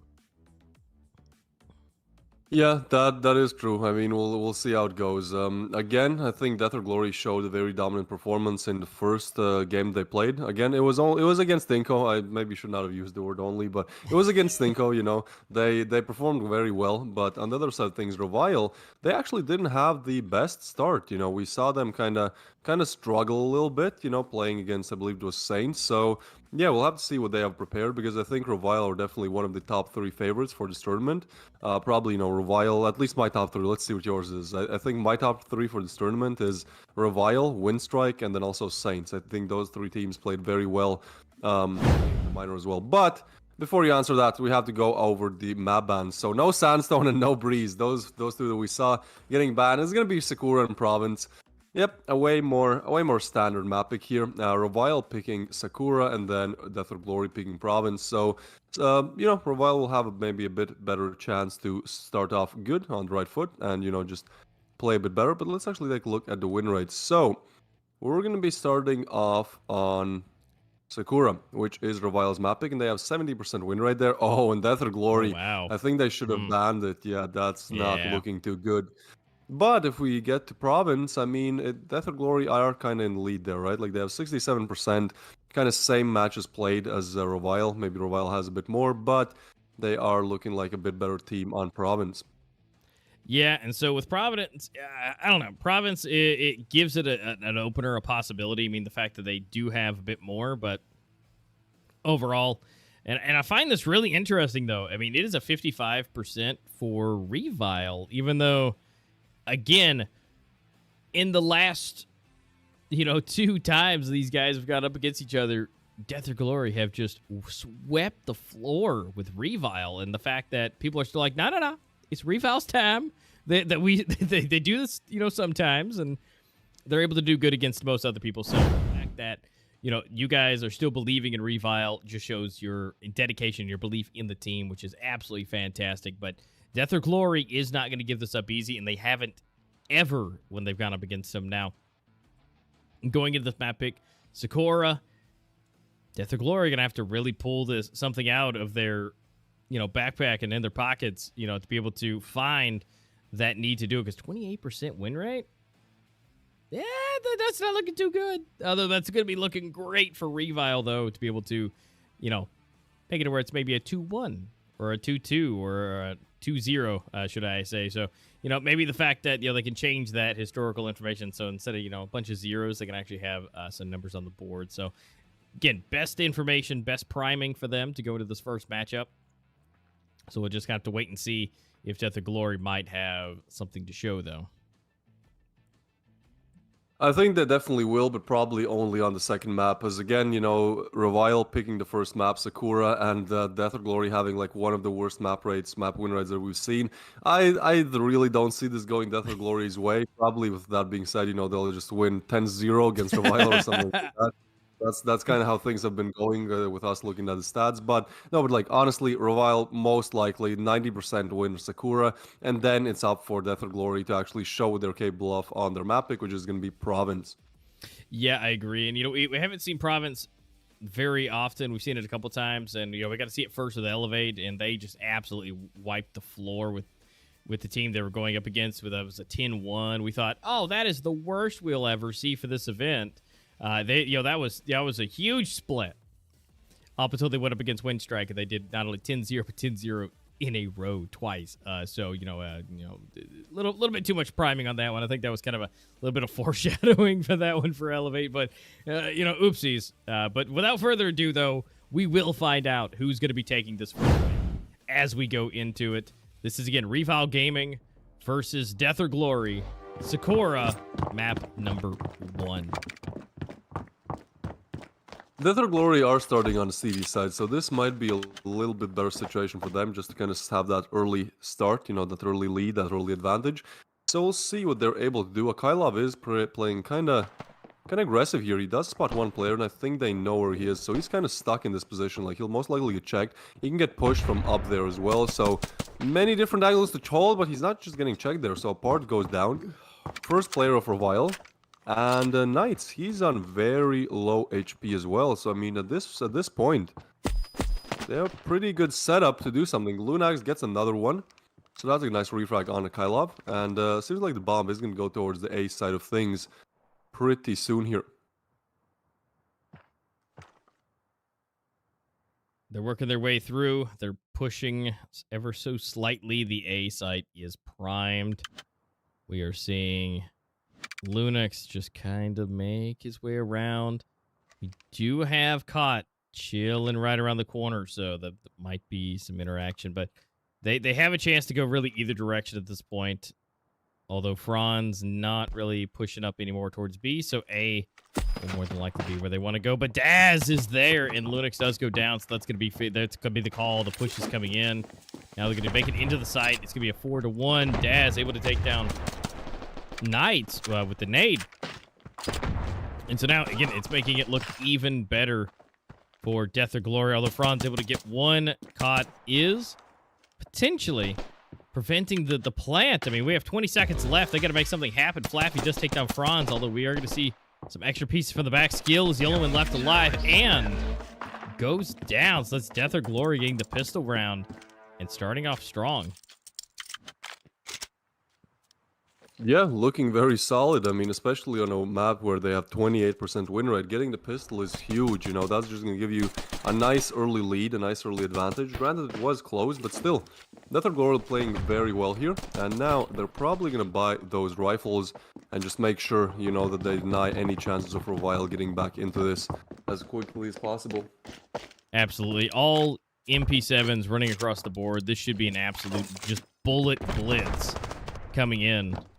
But Revile, again, still having a good chance. I mean, bomb is primed. It's pretty close to B. And there's only really one person on B. I mean, there are two of them pretty close by, and they're sliding in. But that may be for Franz to kind of keep their attention. Bomb is not going to be moving too much, so it just kind of all depends. Franz kind of messing with Flaffy a little bit. But again, if they can get them to move, but right now it might be a little bit of the worst-case scenario. We do see Daz sliding closer and closer to the bomb. Flaffy getting Franz to go down. So it's 2-3, and there goes the bomb. Now it's all up to skill. 1v5. Yep. I mean, he was in the announcement of the team. He was set as the best player, so maybe even not for this round. I mean, Skill definitely is someone who you cannot count out of the picture. You know, whenever he's alive, he's probably going to wreak some havoc, but with only a pistol to his name and 5 players with rifles on the other side.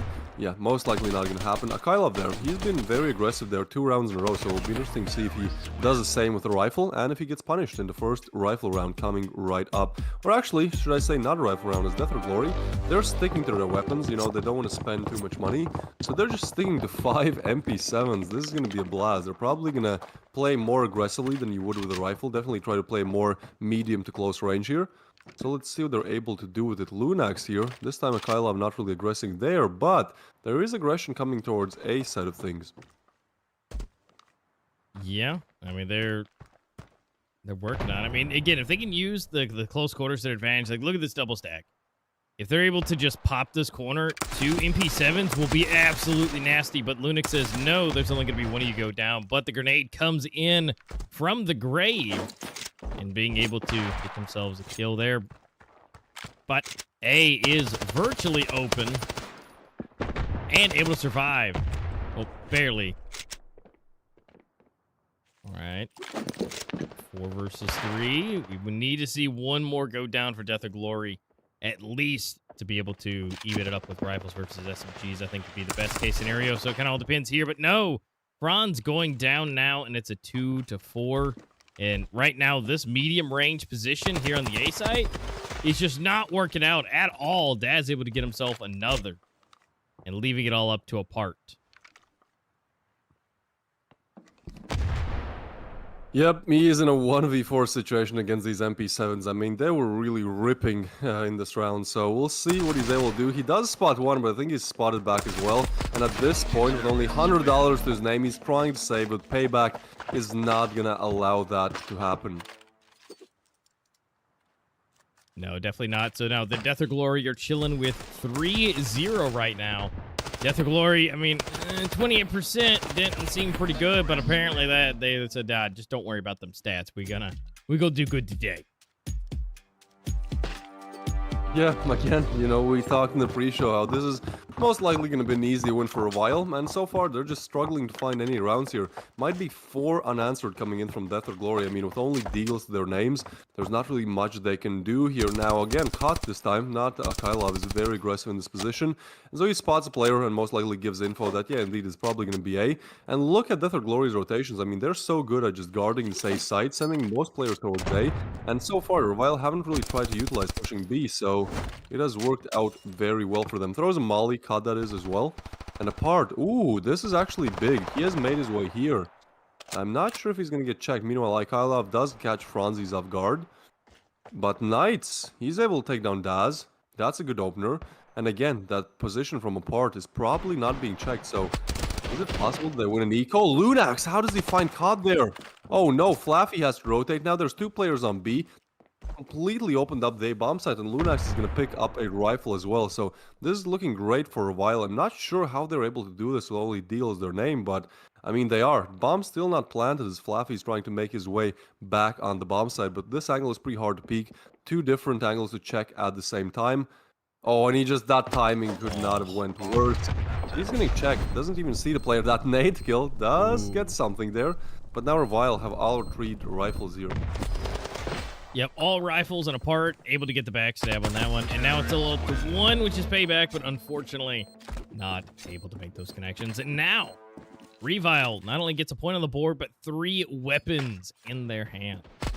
Now they're able to work their way into a little bit better position. And now they'll be able to save that cash, keep those weapons. And, I mean, look at that. I mean, that is 12 grand between 3 players. Being able to be saved, that is a lot of cash to be able to help them out into the later rounds. So if they've been able to take this one, it'll put the entire team in a huge advantage to be able to tie this up. Yeah, Revile winning a round that they definitely had the least chance, you know, to win in these last 4 rounds. So that's interesting. I mean, now Death or Glory have bought up, but yeah, that economy isn't looking too good. I think they will be probably able to buy next round as well if they lose this one, but definitely not looking to do that. And this time Revile are going for the B push for the first time in this game. Let's see how they do. 3 players actually moving towards B and 2 more coming in as rotations from B, so there should be a very contested side here. COD takes down apart.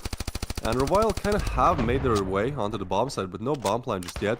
And we know how hard it is to plant on B. There's just one small place where you can plant, not really any cover. So Death of Glory priming themselves in a good position to just take it all away from Revile. Yep, and bomb has made its way onto the site, and it's now planted. If he can get away, this will be big. It's 5 versus 4. Flaffy super low, and Daz and Payback, all super low for Death of Glory. So if one person can get connections to any of these three, then this should be primed pretty good and going in for the pre-fire. And Knight's actually able to help out Franz for that. And pop in the corner, but unfortunately meeting the wrong person. Health levels are kind of higher. Now, Knight is still low himself. Lunix looking pretty decent. And that is going to be it, unfortunately. You know, timing-wise, Cot does go down. And that's going to be good for Revile. And now, you have 3 players. 3. With, like, well, there goes Skill with the money. He went ahead and bought a lot of stuff up. I was going to say, there's 3 with 7,000, but still, there's still a 6,700, 5,100, and still 2,600 for Skill still. Not too shabby, and now they're going to have to go pretty much fully eco, but Payback and Flaffy for a little bit of an upgrade. I mean, this is looking good to at least tie it up, and then it's going to be an absolute fight to see if Death of Glory can take the lead back, or if Revile will be able to get into the lead, finally. Oh, both players spotting each other, but I think now Death of Glory should know that it's probably going to be B, right? So, no rotations coming in just yet. They're very confident about this A push, and actually, they are sending players towards B right now. So, we'll see if Revile are able to do much. You know, they're all kind of grouping up towards B long, where, I mean, that's only one spot that you can push out of. Normally, you'd want at least 2 different angles that you push in the site from. It seems like that's exactly what they're setting up to do. But Death of Glory, they have 5 players on the B bomb site. Flaffy, first point of contact, not free-peeking just yet. But now he might get challenged any second, but he tries to go for the wall bang. Meanwhile, Apart finds one, Knights finds a Kylov, and now it's all falling apart. Franzis finds Paycheck as well. Payback, that is. There's just nothing they can do at this point, and it's only Famas left in the picture. And he's just going to get spammed through the wall. What a way, what a dominant way to take this round for Revile. Yeah, rip the Famas. Gets taken down. But yeah, I mean, that look at this. It's so nice for the Prime for Revile to be able to take it. Death of Glory, they are bought up. They have everything in their pockets that they could possibly want, and this will be all or nothing for Death of Glory. Because again, if they do lose this again, they will be broken out, and then Revile will be able to get a 2-round lead on them, and then give or take, if they get one more, then going into flip, they will be in a really good position. Yep, that nade. I thought it would do more damage, but it does not. But actually, there's a Molly coming in, a Kylov. He's been very aggressive in this position, but this time he is getting punished for that a little bit. Meanwhile, Knights takes down Cot again. So again, Revile just finding these early opener frags. It seems like there's no answer from Death of Glory just yet. No, it doesn't look like it. And especially the split here, if they are able to find Payback, that's going to be one more out. It looks like whoever the skill with the bomb carrier might be able to run into him. Potentially. I mean, they're on different areas, but this may come in. Lunix able to get Flaffy, though, through the wall again. And so now they're going to be coming through. Lunix making it look easy. Now it's a 2-3 in favor of Revile. And now the bomb will more than likely go to A, which is only one person here. And Palov may not be able to get out of here in time. He does not. It gets taken down. And so now Payback has to do everything to keep this lead. Yeah, this is a lot to ask. I mean, at least the bomb is not planted yet, but he is definitely revealing his position now with that pre-fire, so he's most likely going to get checked, and yeah, he makes the decision to just save or rotate around, but I think saving is in the cards here. Yeah, he has $900 to his name, so technically he could go for it, you know, try to do something, but I think that upgraded AK is definitely a better bet to make here. Yeah, definitely holding on to it. Especially, look at everything he's got in his pockets. He has just about everything he can want. Besides, he doesn't have a smoke, but other than that, he has everything.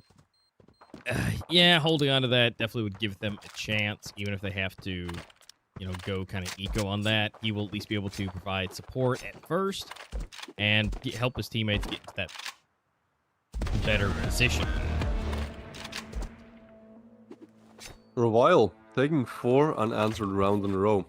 We'll see if this chunk thing will keep going on, where Death or Glory get 3 in a row and then Revile get 4. I mean, at this point, Death or Glory have to get a little bit worried if they want to win this map. As, again, you know, on the serious side of things, you're kind of expected to get at least 4 rounds.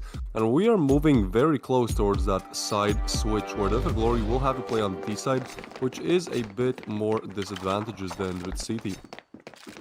Yeah, and so Death or Glory really need to find their stride again. I mean, they're doing the best as possible with the money that they have to work with, but Revile just has an answer for everything at this point. So it's huge. They have the equipment advantage, the weapon advantage, and now the bomb is kind of close and prime for B. Not to say they couldn't rotate. There's still a minute and a half on the clock. But again, I think they want to see if they can find a pick first. Just kind of open it up a little bit and give them a little bit of that advantage. And then hop on to the B side and hopefully get the bomb planted without getting destroyed. Because, again, all those paper walls make things a little bit easier to deny the plant. Yeah, and seems like B it is again, and so far Death or Glory haven't really done a good job of defending B. They were good on A, but that's kind of why Revile switched up their strategy. They were like, okay, well, A is not really working for us. Let's just go B. And yeah, I mean, every time they've tried it so far, it has worked. So Death or Glory, definitely some work to be done here. And again, I think the problem is that they don't really deny the early advances coming in from Revile. And once they've made it like close to the side, it's like there's not much you can do, because then if you peek, you are at a disadvantage, right? So I would expect to see more like smokes and nades coming in to actually deny it. That's a nice frag being found by Skill, though. That's definitely gonna put 1 in the books for him, and finds Daz as well. And going for the third Skill, just going nuclear here. I think he might know where the last one is. He's going for the wall bang. Does get taken down, but it's gonna ultimately be Franzi's eliminating a Kylov as well. And Revile still stacking up those rounds, getting up to 5 now. I mean, Skill just went absolutely nasty on that one. I mean, Lunix really opened it up, and look at this, jumping in for 1, 2, and then another jump into the third. Unfortunately, not able to secure the fourth, but definitely made a good enough distraction for Franz to be able to take that. So, looking at the money right now, they are just sitting so pretty. Even though they don't need it, they bought everything they need. And this is going to be the last round going into the flip. So, we'll see what's possible. Can Death or Glory be able to at least squeak out one more? Or is Revile going to go ahead and have a 3-round lead? And then, again, if they get the pistol, it's going to be a lot easier. But it looks like we're going to go ahead and see 2 go down on the side of Revile. Now, Knight's going to have something to say about that. And again, if they can get an isolation for 1 more, then it'll look really, really nice for Revile to be able to stay in this. So it just kind of all depends how this goes. If Payback here goes down, they are crossing the door. So no matter which way they come in, there's going to be an extra person. So hopefully Franz does not take the bait and go through the door. Yeah, this setup is going to be pretty deadly, unless Flaffy over-aggresses a little bit, peeks a little bit more than he should have, and I think he could have gotten spotted there. So Molly's going to come in, and Franzi is going to push him. He might be aware, but that's Payback. Gonna take him down. This is what I was talking about. Now they are denying any entrances into the B bomb site at all. And so at this point, it's way better because they can play it at advantage, right? Like they don't have to try to retake the bomb site every single time. Still, Knights is gonna find Flaffy, and he's just pushing on side, but actually getting taken down by Payback. He's really doing a lot in this round, and now it's only 1 player left alive. It is Skill, and he did get it 3-piece in the last round, so I mean, it's entirely possible, but at the same time, the bomb's down, 30 seconds on the clock, his position is known, and I don't think there's much he can do, and he's just gonna get shot from side there. Daz takes him down, breaks the 5-round dry spell that Death or Glory were on. We move on to the side switch with, well, both teams performing quite well. Yeah, I mean, Death or Glory definitely having a good lead, but Revile coming in the later rounds. So Revile now going into the flip, they have a good chance to continue to take the lead, even though they didn't get that last round, if they're able to work their way up and get this pistol. And the one right after that, again, 3 is still looking pretty good versus having 4. But, you know, could have been better, but it's not the end of the world. They are still ahead by 1, and this pistol is definitely going to be a huge decider whether Revile is going to take this one or if Death or Glory is going to be able to get one. Yeah, this is a huge round to be found if you're on the side of Death or Glory. I mean, Revile, they're kind of in an easier spot, right? Like, they're playing on the CD side now, so it shouldn't be that hard for them to find these rounds, even if they lose a pistol. But Death or Glory, every single round matters for them here. So they are sending most of their players towards B. Now, two are kind of moving towards A, but I think for now, they might actually be expecting Revile to push up here, right? Because that usually happens in the pistols where the CDs play extra aggressive. You know, they try to take extra map control, just decide where the players are going to go. So, yeah, this is an interesting one, but so far, just very slow approach from both teams. Yeah, it looks like it's popping off a little bit. Payback, having a little bit of extra fun here with skill. Nothing crazy happening just yet. But the bomb is on the move, and A seems to be where they want to go. We got 4 going in on 2 different angles, and there's only 2 people over at the bomb site, and that's going to be a part going down for one of those 2. Now the rotation is coming in.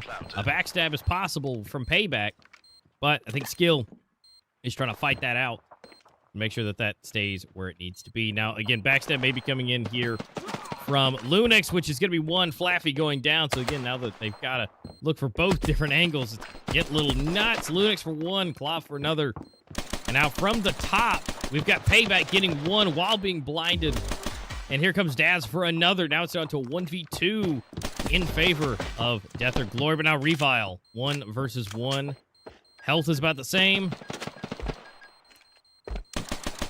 Oh, this is so close, but ultimately he is able to win it out. Payback does a very good job here. Does go down to his own bomb. I don't think we've seen that before where, you know, Payback kills Payback. But either way, he gets Death or Glory up to 5, and this is a great opener to their T side. Now, it wasn't easy. It wasn't easy at all. I mean, literally came down to 1v1. But yeah, Knights, that house position is just too strong, and he goes down. So we're all equal. We're all tied up here. And Revile, they don't really have the best buy. So Death or Glory in a very good position to make it more than equal, to take themselves in the lead here. Yeah, that was definitely a huge round for Revile if they wanted to go ahead and take that lead and run with it. But that's great for Death or Glory for being able to stay in this. They've tied it up. I mean, bunch of FALs, not bad.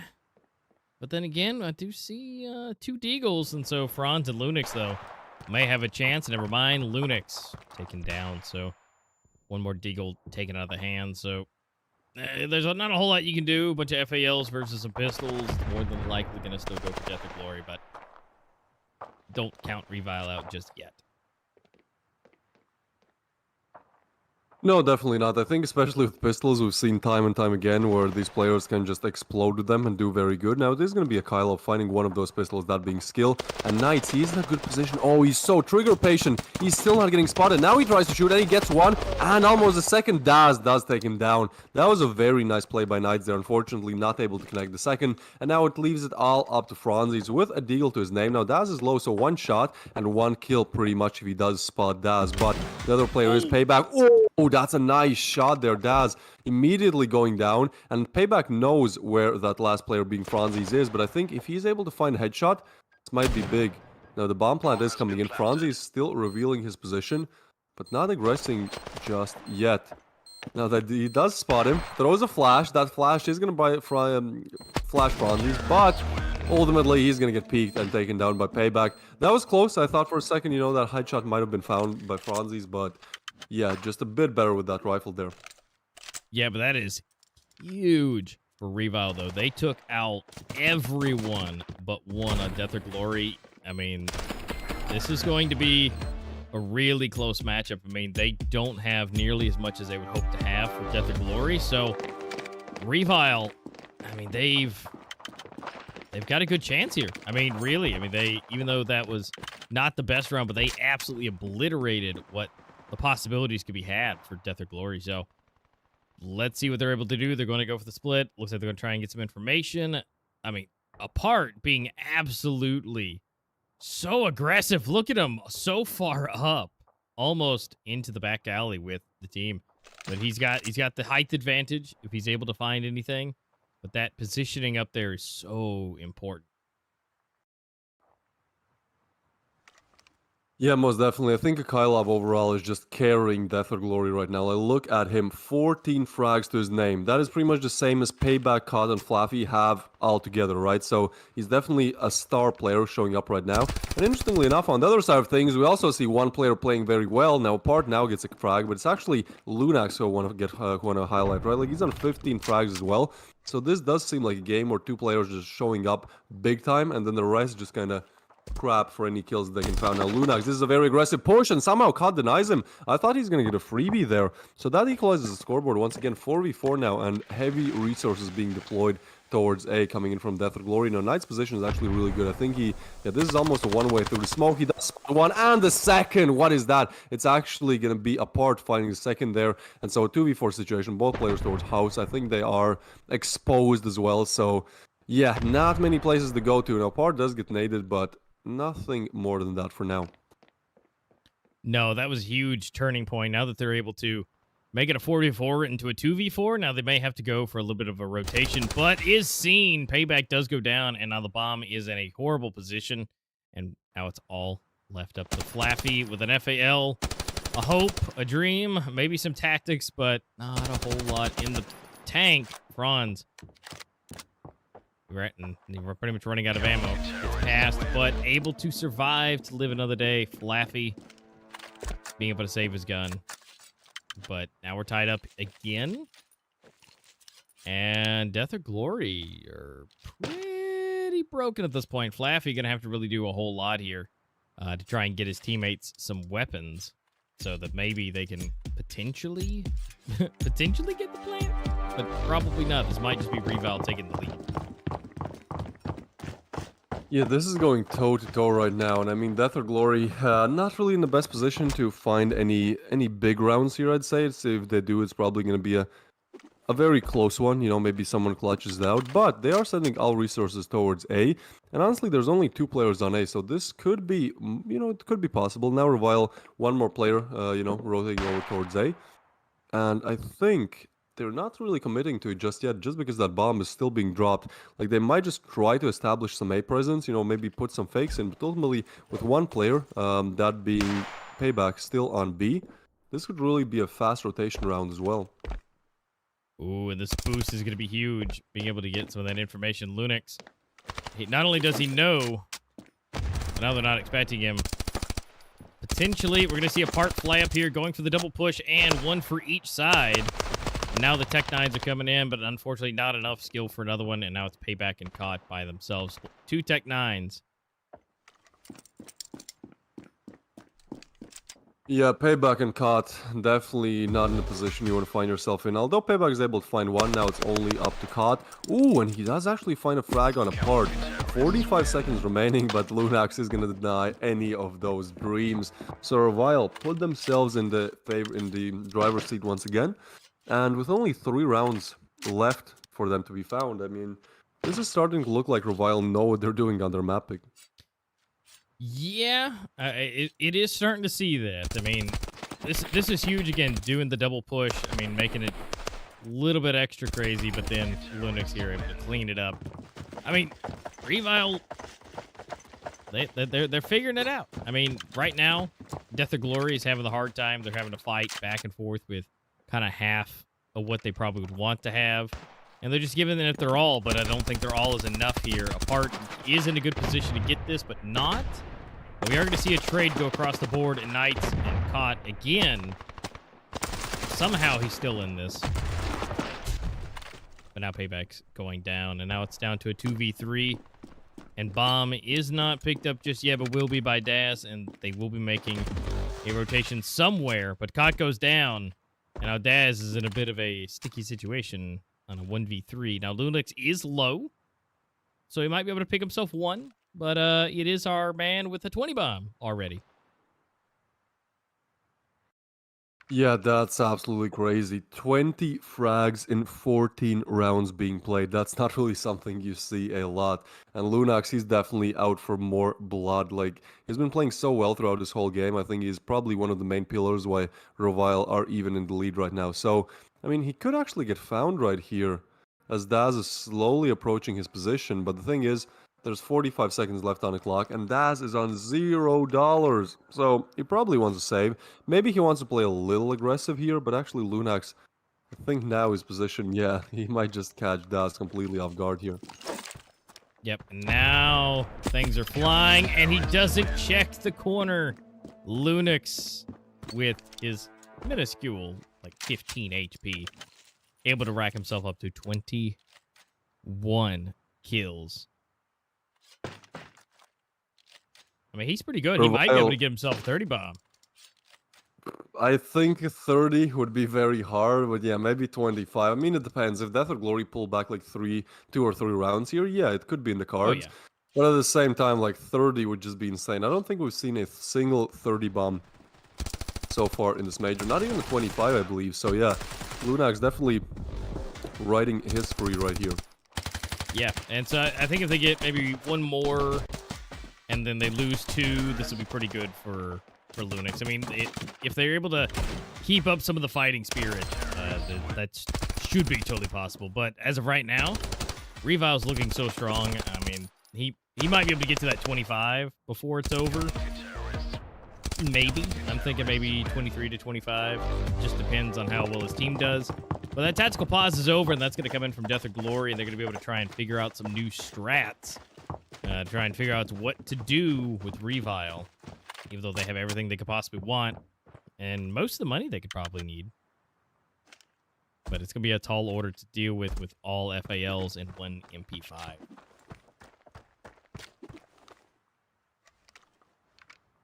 Death or Glory, they desperately need this round, right? Like, they've pretty much put all their finances into this one. And Knights, look how aggressive he is. He might just catch... Oh, yeah, he might just get a freebie here. And he does. Payback goes down. They definitely were not expecting that. But now, Death or Glory even more limited in terms of where they can go. And the thing is, if they do decide to go A, I think rotations might come in any second, as it does look like Franzis is making his way towards there. So...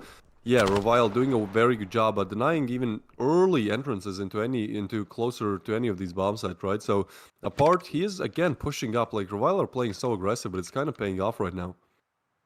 Yeah, it definitely is.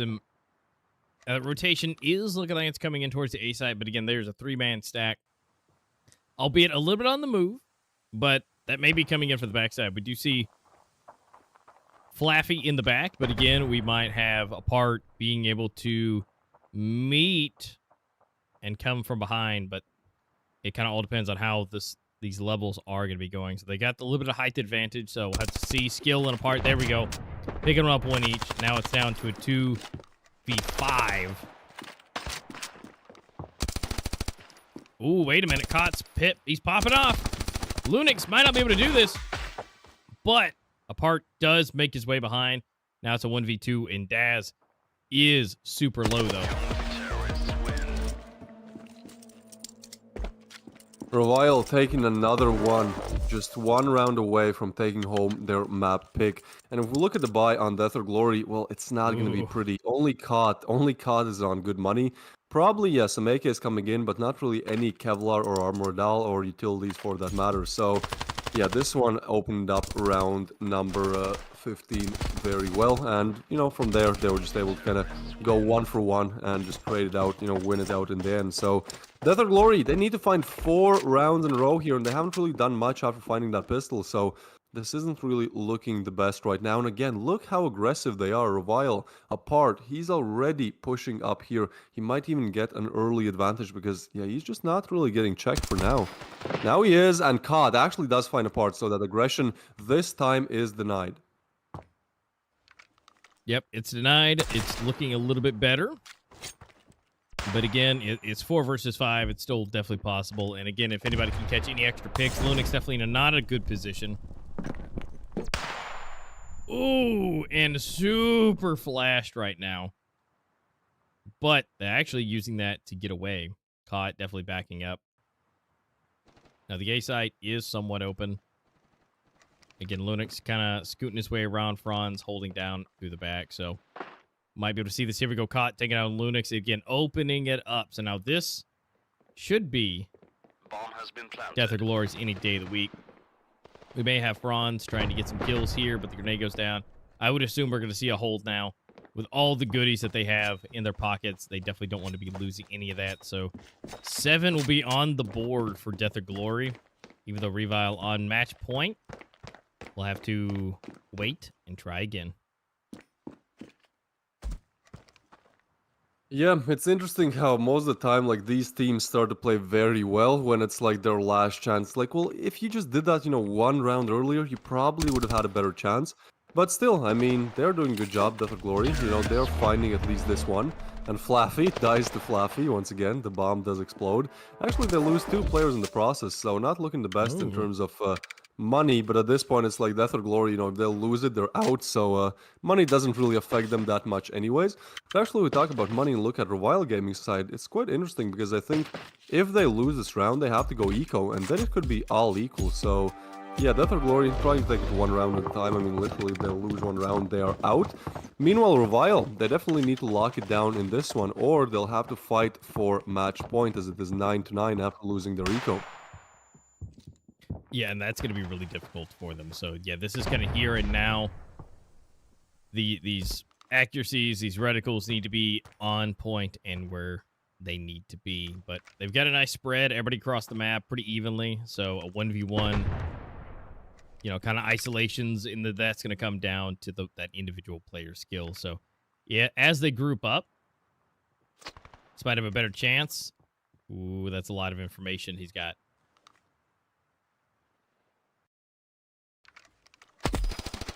Wait, what? Okay, you didn't check that angle. Lunax does take Daz down, and that might be the beginning of the end. Although Kylov is able to find a part, and now he's just speeding onto the bomb site. This would be huge if they could get the bomb site, get the bomb down, play on a retake. Now, there are 3 players very close to A, but they're not exactly on site, and now Kylov is aware of that as they spots 1 player jumping and some more utility coming in. He could be good to find even more. Cog, meanwhile, finds Knights and Franzis, finds Flappy.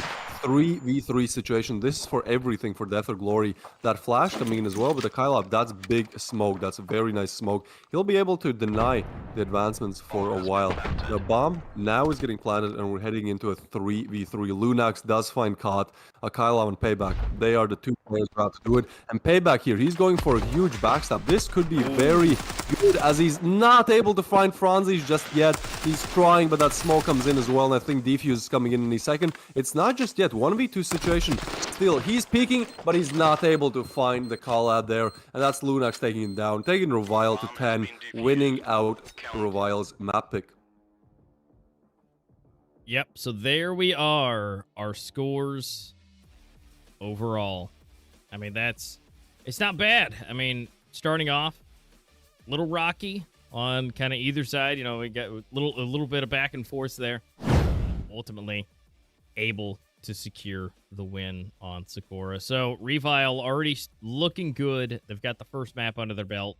So, congratulations to that. Now, we still got Province, and that's honestly, I feel like Province is almost our wild card. I mean, even though Rust and Sandstone are kind of, you know, but Province is our most seen wild card of a map. So, I mean, when we see the map played, there's usually one team that does exceptionally well. Now, obviously, the team that picked it will definitely be trying to do the best, but we never know. So, hopefully, that will be a little bit closer for matchings, and hopefully give Death or Glory a chance to either take it and get a 1-1 again. Now, we've kind of ruined Death or Glory at this point. You know, if they got the 2-0, then it was going to be a really nice time for them. So now they're going to be chilling in the same range as everybody else with 3 points.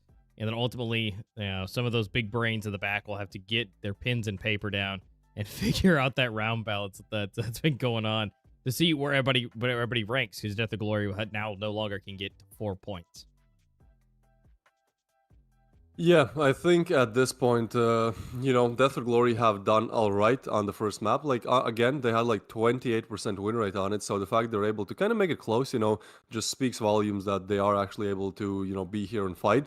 So yeah, we'll see how it goes on Province. I mean, again, they had, I think, like 10% better win rate on Province than than Revile have, but at the same time, I think Revile just want to be the group leaders, you know, finish off the group stage strong so that when they head into the playoffs, they have a little bit, like, a bit worse placement in terms of the opponent, right? They get a bit easier opponents and they're just able to kind of have a more smooth sail towards that grand final.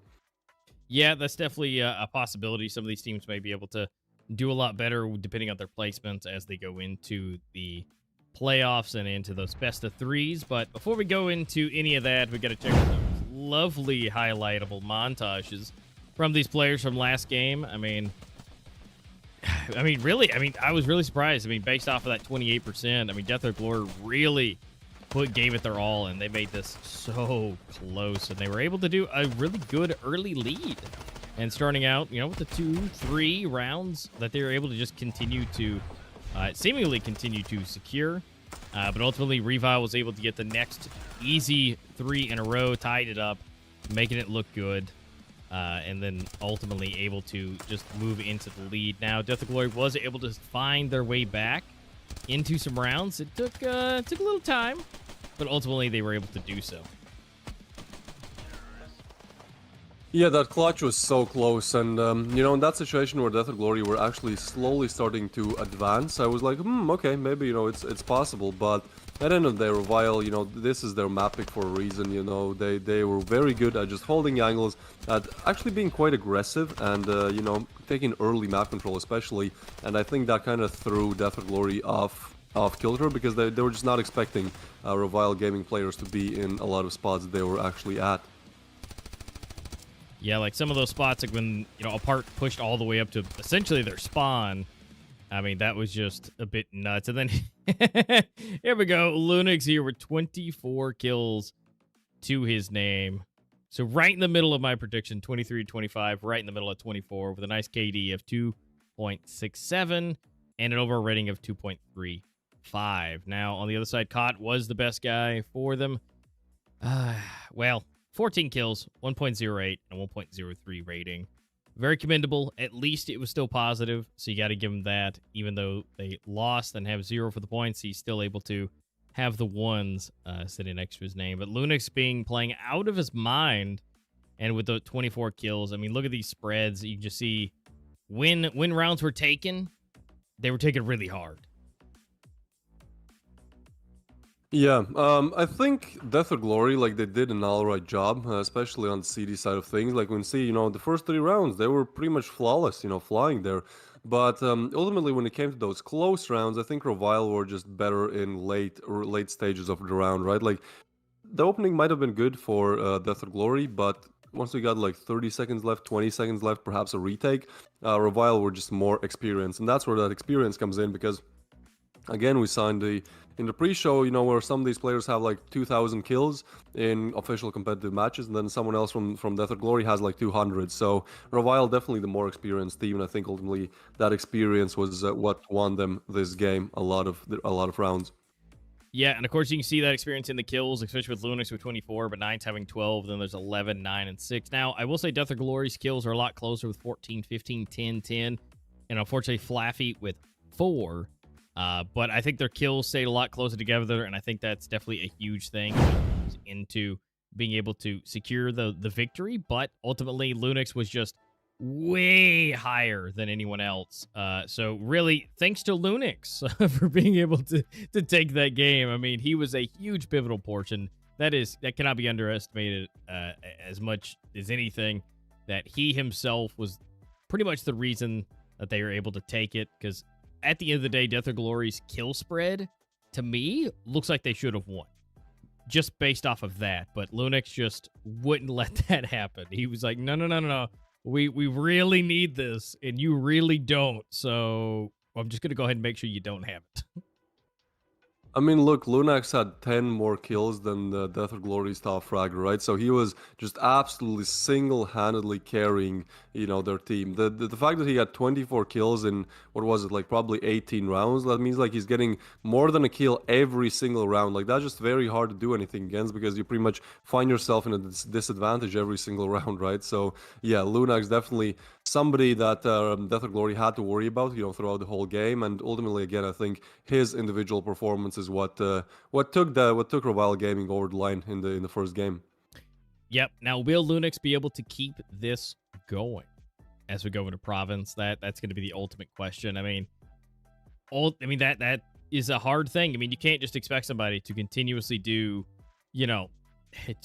24, 25 kills every single time. But he himself should be able to do that at least pretty decently. Or if not, one of his other teammates might be able to pick up the slack. Maybe it isn't his favorite map, but at the end of the day, we're going to be going into the next map and figuring out, is Death or Glory going to be able to get their point, or is Revile, are they going to be able to take this in 2-0 and put themselves in a lot better placement?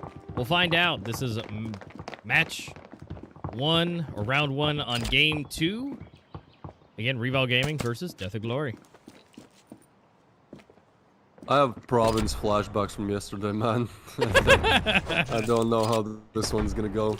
Either way, Death or Glory are gonna start on the T side of things and Revile on CT, and that's a part in Lunax again. Yeah, he's not stopping anytime soon. He gets a double now, finally taken down by Payback, but there's still more to be found. That's gonna be Payback in a 1v4. His position is known. He is able to take down one, but what is happening?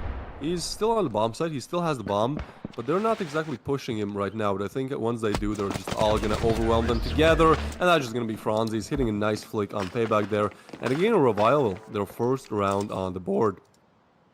Ooh, that was a quick start. And, as much as I say, you can't expect somebody to, do that all the time. And Ludix was like, hold my drink. And he just goes and quickly does it so fast in the front.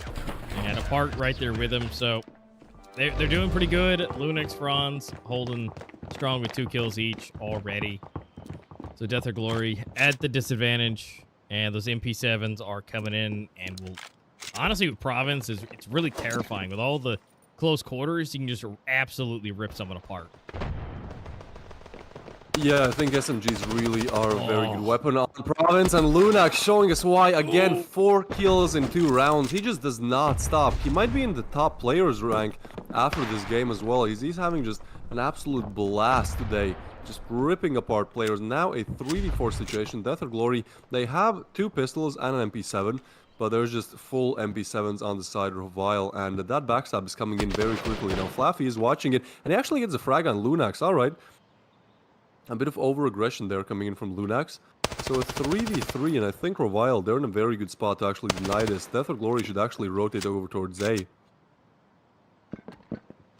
Yeah, they definitely probably should see what's possible. I mean, everybody's currently so split right now. And the fact that Flaffy and Payback both were able to pick up one of those MP7s, it's definitely not the best case scenario, but we are going to see the quick push, potentially for Payback, but lots of damage being dealt. At least he is so low. So Flaffy and Payback both being able to have the MP7, but again, Payback is just a sneeze away from being taken out now. They are coming onto the bomb site. Flaffy, so close. Franz might be able to see Payback. So, this may not be checked. But it is. He's pre-fired. But wait, Franz is still able to get it with the headshot. And now, Payback is just a bullet away, but gets the headshot again. Going for the bomb plant. Down to 1v1 MP7 style, 16 HP versus 100. And let's see if Knights can be able to check it. And Payback is so quick on the headshot. He plays this one flawlessly. He was on, I think, 10 HP. He doesn't lose a single more HP point. Gets 2 instant headshots. Clutches out the round. I mean, what a way to win it out if you are Payback. And that puts Death or Glory in a very good position, because now they'll be able to buy up. They'll have extra cash bonus. Meanwhile, Revile, I mean, since they bought those MP7s, yeah, they're just going to stay with pistols. So Death or Glory just putting the game on its head here. Look at the cash as well. Like, Payback has 2.3k, fully bought up util, fully bought up rifles. Like, this is looking like a great start for Death or Glory. Yeah, it definitely is. And now we have to go eco for Revile instead of Death or Glory fully buying up, because they don't, they're able to make it work with those MP7s thanks to Payback. So now we're going to see from behind, Knight's going to be taken.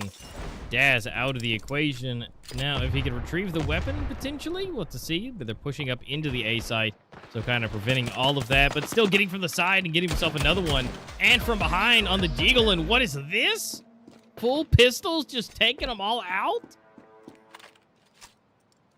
What is happening? This is one of the craziest games so far. I don't know, man. I don't know. Death or Glory, just winning an impossible round and then losing an impossible to lose round. So, yeah, that's that. That's that for the majors. I think positioning from Revile in this one was very good. They just had set up very good crossfires, backstabs coming in as well. So yeah, props Revile for playing it the way they did. But still, I have no idea how they actually managed to make it work. But again, now Death or Glory's economy is ruined and Revile's economy is booming. So yeah, they do the same thing that Death or Glory did to them 2 rounds ago. And now they're just kind of struggling to get anywhere. I mean, they're sending one player kind of towards mid, the rest kind of close to B. But ultimately, I think if they push, like, again, this should be an easy round for those armored rifles. Yeah, should be. Apart, definitely not in the best spot here. Franz able to get some pings on here. Trying to get some extra bit damage, but it lands on the roof, so unfortunately that's not. But one going down. Lunix, unfortunately, is the first one to go out. And that's a little bit of an uphill battle, but Apart is still here. He is ready to continue to grab those kills, and Franz is just around the corner. So let's see what's possible. We did see a nice hand. Trying to peek him out, but Caught is... was ready, but definitely just gets his head pinged off. Daz is just playing with him and is running out. Does not even want to keep chancing it with Lady Luck. So, BC still seems to be where they want to go. But is he going to get checked? No, he's not. And is able to pick up the upgraded rifle. So now the B site is open, but the bomb, it's not over there.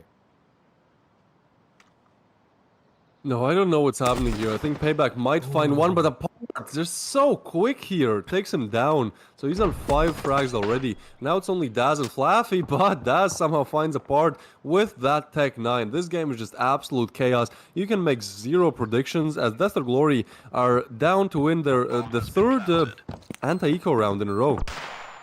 This is absolutely crazy. Knights, he's trying to push up, throw a nade. Flaffy is spotted and taken down, and now it's all up to Daz. Skill, though, is going to deny that chance, and that's going to be Revile on 3. Although Death or Glory making a very nice attempt there, especially with only pistols to their name. Yeah, these rounds are just doing as more than they ever should. And although Revile just seems to be able to find those better angles, but Apart was kind of the madman of that match, just being able to continuously challenge and take the win out of the gun duel. So now Death or Glory is kind of a, not in a good position, but not in a bad position as far as what they have bought up for themselves. But again, Knights right here, this was huge, and then Skills able to get the last one. So as good as it could be for Death or Glory, they got some good weaponry, and they definitely have their armor to back them up. With Revile, they've got everything. Well, not going to make any predictions just now. Seems like Death or Glory are taking a very slow approach to this T side, which is something we see a lot of teams do. Just kind of taking full control of mid, seeing where players could be, and then trying to make a call, off of that info. So the bomb is going to get picked up, and I think, yeah, they are slightly tilting towards that A side attack. But Franzis, he's just so aggressive. Spots 1, 2, and he knows where the 3rd one is. He's getting rushed, but he gets the 3rd one as well. Franzis, what is that play? That absolutely shuts down Death or Glory. There's just nothing they can do at this point. Knights takes on Flaffy as well, and now it's all up to Daz again.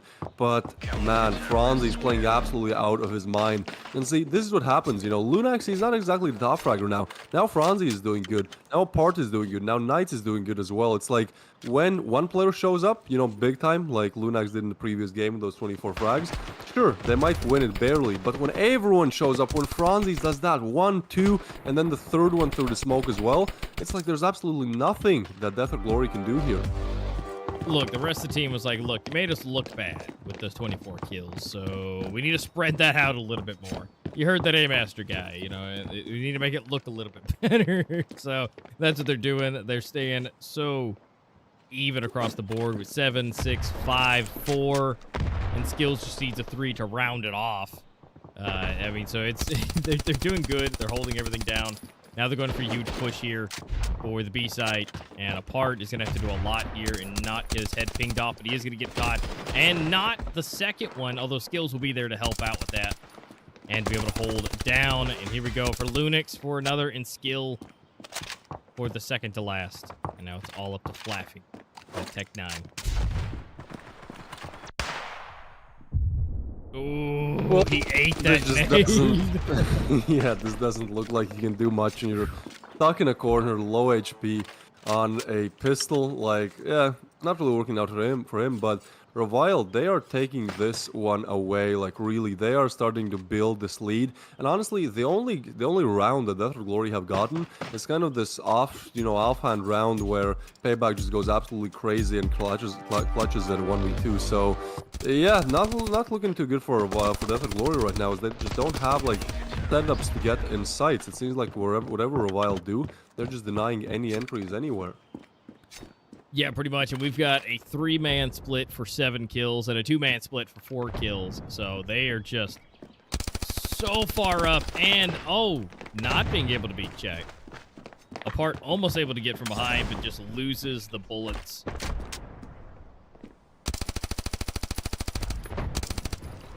And Revile are playing this quite aggressive. Like, they're slowly peeking different angles. That's gonna be Franzi's. Yeah, just a mortar from the sky. A Kylov goes down, but Daz, quick on refrag and Skill again. This is so aggressive, but he somehow makes it work. Now, he does go down. Oh, and that's a big one to be found from Cod. Seems like the first real round that Death or Glory find could be coming up any second now. It's only Lunax left in this clutch. Now, again, he had 24 bomb in the first map, but I think on this one, he's not going to get pushed just now, but he has 7k to his name, so he's definitely going to go for this. Throws a nade as well, that might lit Caught a little bit. Pushes through it, gets caught, gets almost another one. What is Lunax doing? He just keeps pushing. He wants to find his first frag. Throws a molly, that's a great molly, but ultimately, Payback is going to peek and take him down. But actually, Flaffy goes down from the molly, so, I mean, he was close. He was definitely close there. And Death or Glory take a well-needed tactical pause to just kind of talk over their strats and what's possible in this situation. Yeah, because, I mean, even though Payback did live to see another day, I mean, look at Revile. They are just so stacked up right now. Again, I mean, they're going to have to fight their hearts out for a second time in a row. I mean, this is just going to be huge. But, again, this tactical pause is well needed. With this big of a gap, was 4 rounds, now it's 3. They've really got to change and talk about what they're doing and what each player is being able to do. So now this right here was absolutely nuts. Franz just really ripped them apart there. And again, I like that Lunix is not just 24 bombing it by himself. The team is working together more seamlessly now. Now the tactical pause is over. They have their mostly buys. And now they're going to go ahead and rack it again. Yeah, Revile, I mean, they're doing already very good for the CD side, but they're definitely looking to extend that lead to make it a bit easier for them to win both games in this best of 2. Get 2 secured points and pretty much secure yourself a very, very good position in this group stage coming into the playoffs. So, their money is, I mean, as good as it could really be here. On the other side of Death or Glory, they're struggling here. $100 on Daz, the rest on 0, and Payback somehow, he's just balling out here. 9 kills to his name as well. He's actually sharing the top frag of the server together with Lunax, but yeah, other players on Death or Glory definitely need to show up a little bit if they want to play good. Now, Flaffy does exactly that. Takes down Knights. The rotations are not exactly coming in. Oh, this might be an easy one for Death or Glory. Look at this. Only 1 player on a bomb site, and they're pretty much already empty days, so clear day that is. So yeah, Revile gonna have to play in a 4v5 retake here. Bomb has been planted. Yep, and they're taking their time. This could be huge. We are seeing, I mean, this is kind of big. Now, if they can get some splash damage coming in with some of that equipment, maybe some burns. They are decently soft up pretty good. Flaffy and Cot are really low. So that's definitely going to help them out a little bit. But again, we're going to see Franz able to pick off 1. Here comes those mollies coming in. A little bit of burn damage coming. And Flaffy from the side. It's to a 2v3. So again, this really needs to happen. But it's only 1 from either side. And now it's 1v1. They know where each other are. And it is going to go to Lunix. But the bomb's still going to detonate. but he still lives, so that's good. Man, Lunax, I have no idea how he's doing this. Like getting a 1v3 clutch, sure he didn't defuse, but still that's an impossible round, you know. Odds for that round are like 1% that he can do a 1v3 there. So, yeah, very crazy performance from coming in from Lunax. On the other side of things, finally other players on the side of Death or Glory are showing up, and it definitely shows on the round balance as well, as Death or Glory are racking up to 3. And honestly, if they get the 4th here, like even if they lose this one, even if it's 6-3 on the half, it's not the worst position to find yourself in. Province is kind of C-decided, just because both those bomb sites are so close together. So, yeah, they are starting to do more alright than it was when it was 5-1. Now, Knights, he's just gonna get naded down by Daz. That's a good play. Okay, they're taking their time. They don't want to make any mistakes. They had that fun aggression in the early side, but I mean, Revile still not bad.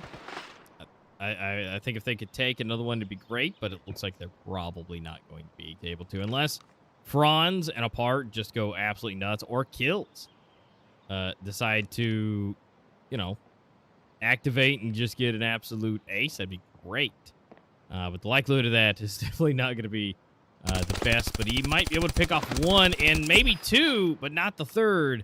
So that is going to be skills to really round this out pretty well. Like, I mean, I think Franz and Apart could definitely do this in a 2v3. It just kind of all depends. Franz able to now make it a 2v2. More doable than ever before. Yeah, Astro, Death or Glory are kind of making this one go. I mean, they are planting the bomb, but again, this was a 3v5, so they still have to win out this round. It's a Kylab and it's Payback. Payback doing really good in this game. Kylab doing alright, but definitely looking to add some more kills to his tally. Oh, that timing might have caught him out guard, and it does. Franzis go down with Payback. Again, the 1v2 clutch makes the 1v1 and gets away in this cubby. Now, I think they 100% know. Apart knows where he is, but the thing is, oh, he can defuse behind the wall, but he's not. What? He's waiting for it. He should just go for a defuse, right? He is defusing. I think he's kind of worried about a wall bank here. Still shooting. And I think it's going to be the round. Yeah, there's nothing to do. Not going for the spam either. That's going to be Revile. They do win it out.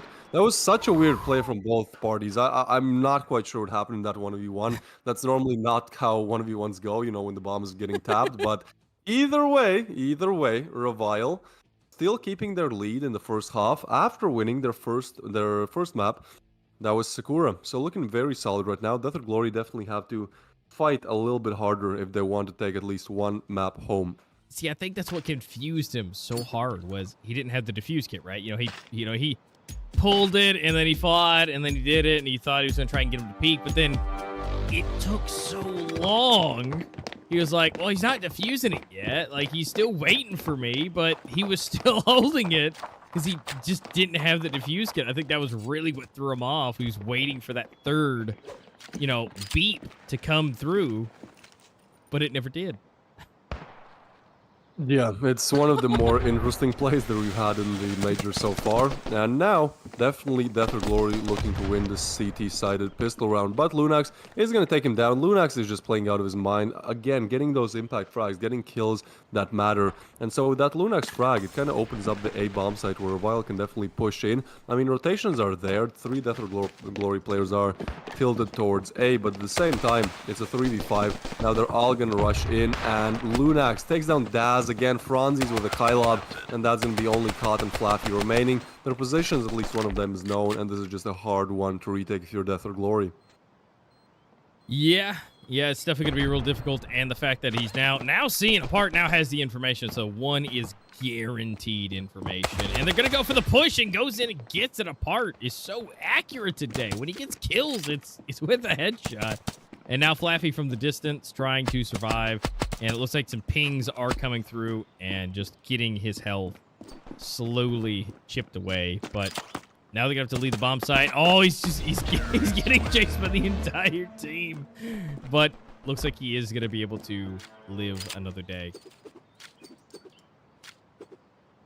Yeah, this is a crucial one to be found for Death or Glory, and they're not able to do this. Lunax, again, just single-handedly demolishing two players, making it a 3v5, and I mean, at that point, the bomb's already planted. So, Lunax, there's just no stopping him. There's just nothing that Death or Glory can do in this best of two that would stop Lunax. He's on 14 frags in 10 rounds already, doing very solid for himself. So, there's just... I don't see that they can find any openers here, right? Yeah, I mean this round's gonna be hard, and then if they're not able to find anything, Revile is gonna be chilling at 8 before we even get into the first rifle round, and that is just it's gonna hurt. So unless they can get some just crazy backstabs here, or maybe two guns are better than one, right? So maybe they can do some extra fun with that. But that's not going to happen. Franz is going to get 2 headshots in a row. Knights with a 3rd headshot in a row. With Lunix already got 1. And so now it's all up to left to Flaffy to do it once more by himself. Bomb has been planted. Yeah, Fluffy left in a very undesirable position. I mean, he kind of has to go for it, right? He has 1.4k and he has an upgraded pistol, so it's like at least, see what you can do, see if you can try to take some rifles out of the hands of Revile, but this just doesn't look too good. So, Part might actually check his position. Yeah, seems like Fluffy just wants to get at least one rifle that he can bring over to the next round, but ultimately this does look like Death for Glory. There's just not really much you can do. Yeah, that's a Part. The Knights just double, just teaming up on one player, taking him down. So yeah, Fluffy, not the best odds in that situation. That's going to be Revile 2 rounds away from taking it all, winning the best of 2 in style. And honestly, Revile didn't even necessarily need it. But it looks like they're going to. I mean, Death or Glory, I mean, they definitely probably wanted to, again, to be able to have in the best place, possible. But, I mean, Revile coming up and to be able to show their skills and abilities and being able to do it and really changing that historical data. I mean, again, they lost 2-0 to Death or Glory 2 times in the past. So now, this may change. Revile definitely looking to change that with their 8-3, almost to 10. It is a little bit tilted. Cott was able to get himself a 2-piece, but ultimately, it's still not over yet. Apart, Franz, they're still doing good. Skill can still pop off, but we're going to see Apart be able to get 5 HP left. Backing up. Yeah, now he knows of another position of one of these Death or Glory players, right? So Revile can really take some time here to decide, do they want to go B or do they want to go A? I mean, for now, it wouldn't really matter as there's one B, one A, one mid on side of Death or Glory, but I think, yeah, it's better to just kind of wait it out, and I think that they would, yeah, that's actually very smart. Payback now thinks that it's A, since they saw how close those 3 players were, but no pushes really followed in the next few seconds. He's now making a rotation, so potentially Revile could find a completely empty bomb site if they do decide to go B, but this is so weird. It seems like they, at this point, they're like, no, they're probably rotated towards B. Let's go A, guys. So I have no idea where it's actually going to end up at the end of this round. It seems like for now, both teams are just kind of, playing a guessing game here. Well, anyway they go about it, they have 25 seconds left on the clock to be able to get into whichever bomb site. Now we're going to see one go down either side. We might be able to see a backstab coming up in here. It's possible from Payback. They're going to be able to come down. Now they got to figure out a way. Putting the molly down, preventing the approach. Pushing through, but gets eaten so hard. And Franz able to get the last kill. And that is 9. This is match point for Revile Gaming. Death or Glory have been not able to find their footing. And now they're going to be able to buy up. But they've got to win 6 rounds in a row to tie it. That was a god molly. I have no idea how, why Payback pushed through it. I guess he wanted, completely surprise the enemy, just catch him completely off guard, because you never expect kind of molly push to happen, right? But at the same time, he just loses his life there. And now, yeah, Death or Glory, as you said, they need to find 7 rounds in a row. Meanwhile, Revile, they're chilling, they've bought up. They haven't really invested that much. At this point, they're just kind of, understanding that they most likely will take this one. So Akylov actually does find a Part, but it is equal as of now. So 4v4, Bomb kind of tilting more towards A. There's only one player on B, so if Revile could go B, this would be an easy one for them.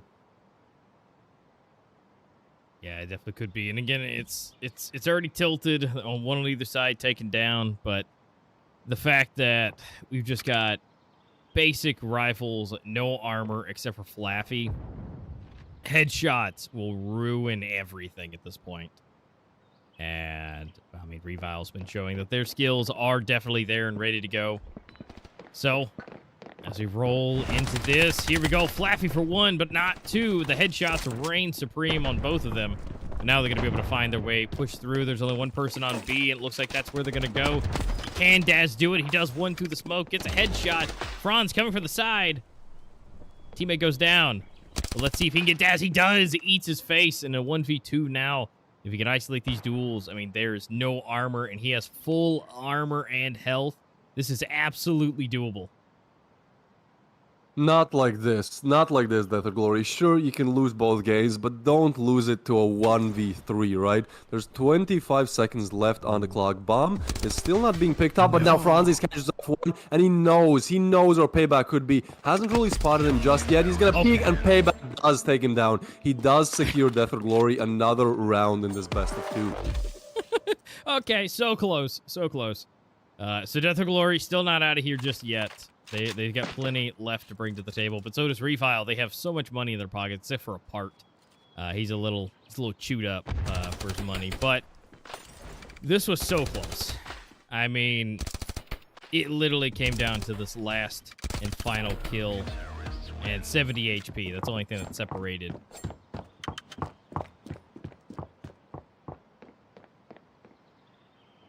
Yeah, I mean, if we look at the scoreboard, Lunax again is doing crazy, but it's actually Franzis that's on 20 frags this game. There's two players just absolutely carrying Revile, and that's exactly what Franzis does. He gets a instant deagle headshot while being flashed. Now, Daz and Flaffy are able to refrag, so this round looks like it's for taking for Death or Glory. And Daz, yeah, he finds another one. I mean, bomb being dropped as well. Apart, though, finds another deagle headshot, making it a little bit more interesting for sure. But with a part going down, it's all up to Lunax. 16 frags to his name. I mean, he's been doing very, very good for the side of Revile. But again, this is a 1v3 with a pistol we're talking about. Yeah, and I mean, don't get me wrong. If Lunax can isolate one and be able to get one of the weapons, it still might be doable, but that's not what's going to happen. Flappy is so accurate right now.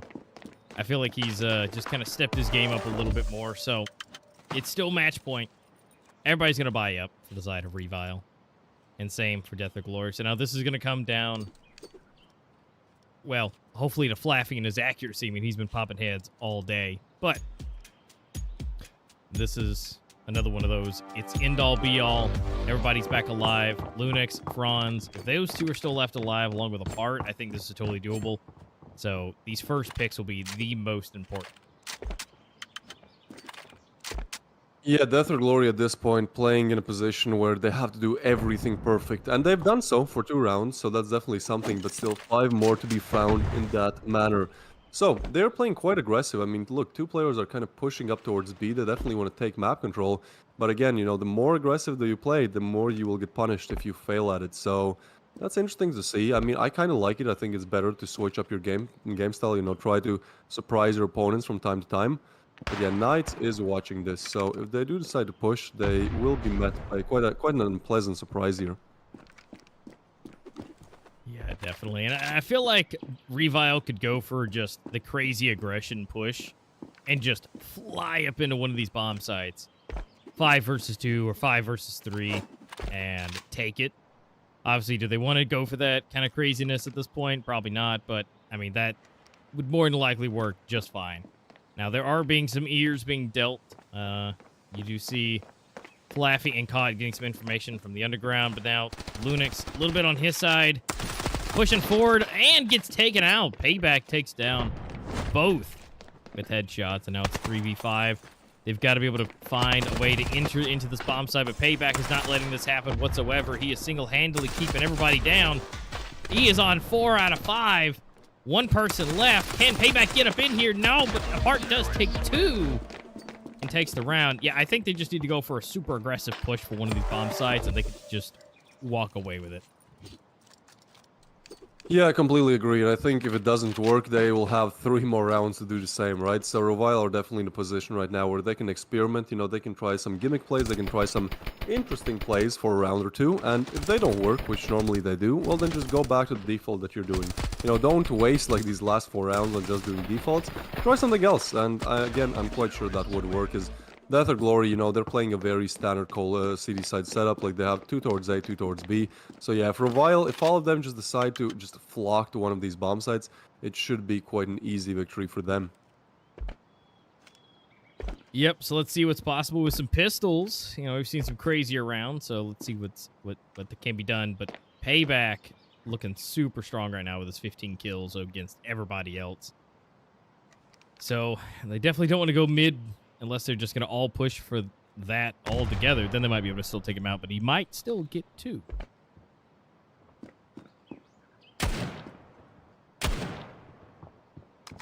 Kill. He's trying to go for some wall bangs there. Not really working out as of yet, but I really like this angle. We saw this angle being used by Winstrike yesterday as well. And yeah, if somebody is a bit aggressive, I mean, it's a very hard to check angle, so it can work out in your favor. But Revile, they are slowly grouping up with those pistols, and I do think they'll just go for an explosive rush anytime soon.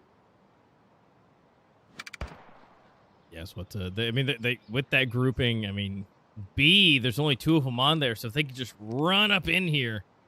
Come on, guys, you got this. Just all 3 of you, all at once. Just fly up in there, all before Payback can get there.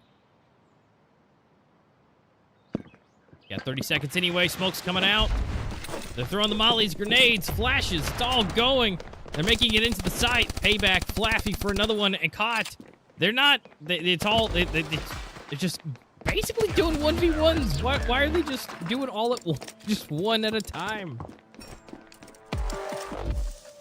Alright, Death or Glory, I mean, so far, they're almost doing the impossible, getting 4 rounds in a row now. Now it's over the halfway point, right? Like, now it's over the point where they don't even have to do what they've done. They only have to get 3 more rounds. As they've gotten 4 in a row, it starts to get more and more possible round by round. Their cash is also looking great, but of course that doesn't really matter as every round is their last if they lose it. But on the side of Revile, I mean, they've bought up again, but if they lose this, they might have to consider NICO again. So yeah, I'm kind of just waiting for an aggressive push. Seems like they are taking a way more aggressive approach towards A this time. Yep, definitely. So now that they've gotten everything bought up again, here we go. So close. We've been on match point for so long for Revile. You know, they got to be able to somehow take this.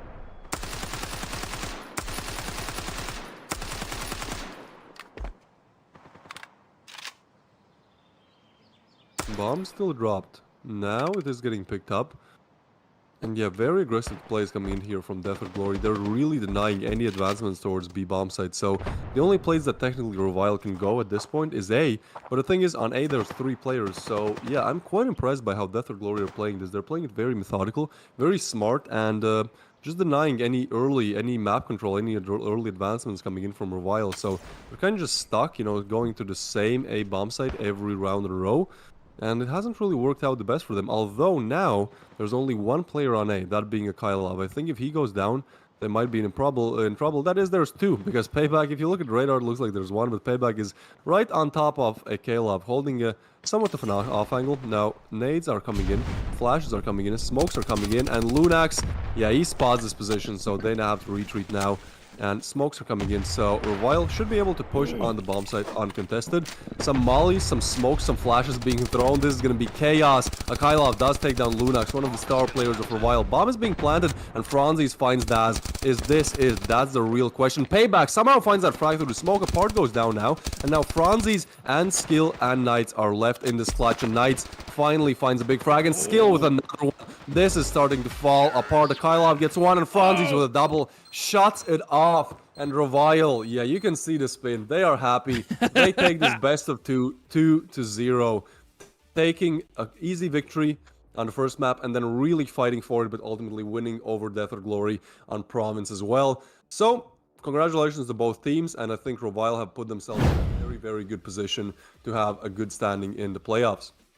Well, currently, now granted, there's still another day going on. We still got another day of matches, but Revile's at 4.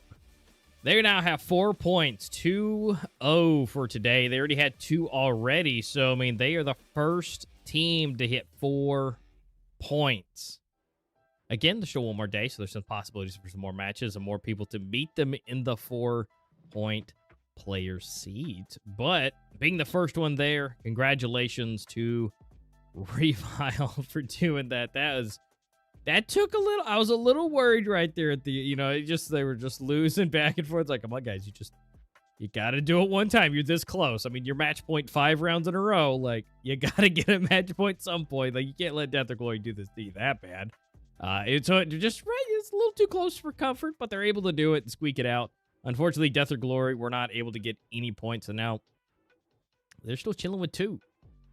So, I don't know. It depends how well, you know, again, pen to paper, though, Elevate, the -20 is probably going to hurt them, probably the worst possible ever. But, again, we'll have to wait and find out, see where everything lands. You know, we still have some more matches, so Elevate may or may not be out. It just kind of all depends. It's not off the table that they're still able to survive. But we'll have to wait and see as we go and finish up for tomorrow for those matches to figure out who's going to go to the playoffs for the best of 3s here coming up on the 20th, 21st, and 22nd of this month. So make sure that you put those on your calendar. But let's go ahead and check out those lovely highlights rolling in for all of these nasty kills.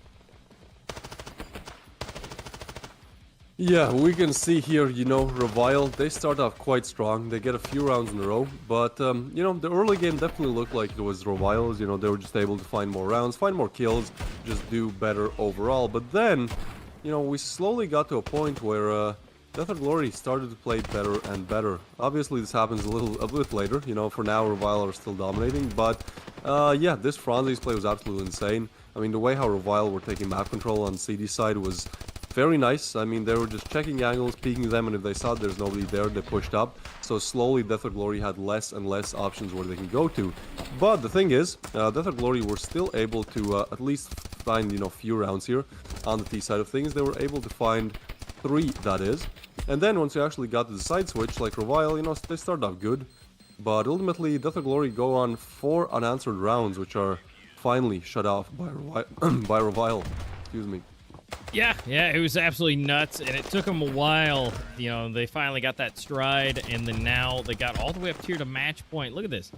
We are on 8-3. And ultimately able to take it to 9-3. But it just all fell apart there. 9-3, and then eventually, as we saw all the way to the end, they were able to get 4 rounds in a row. Look at that clean headshot. I mean, that one deagle just bang, just one kill.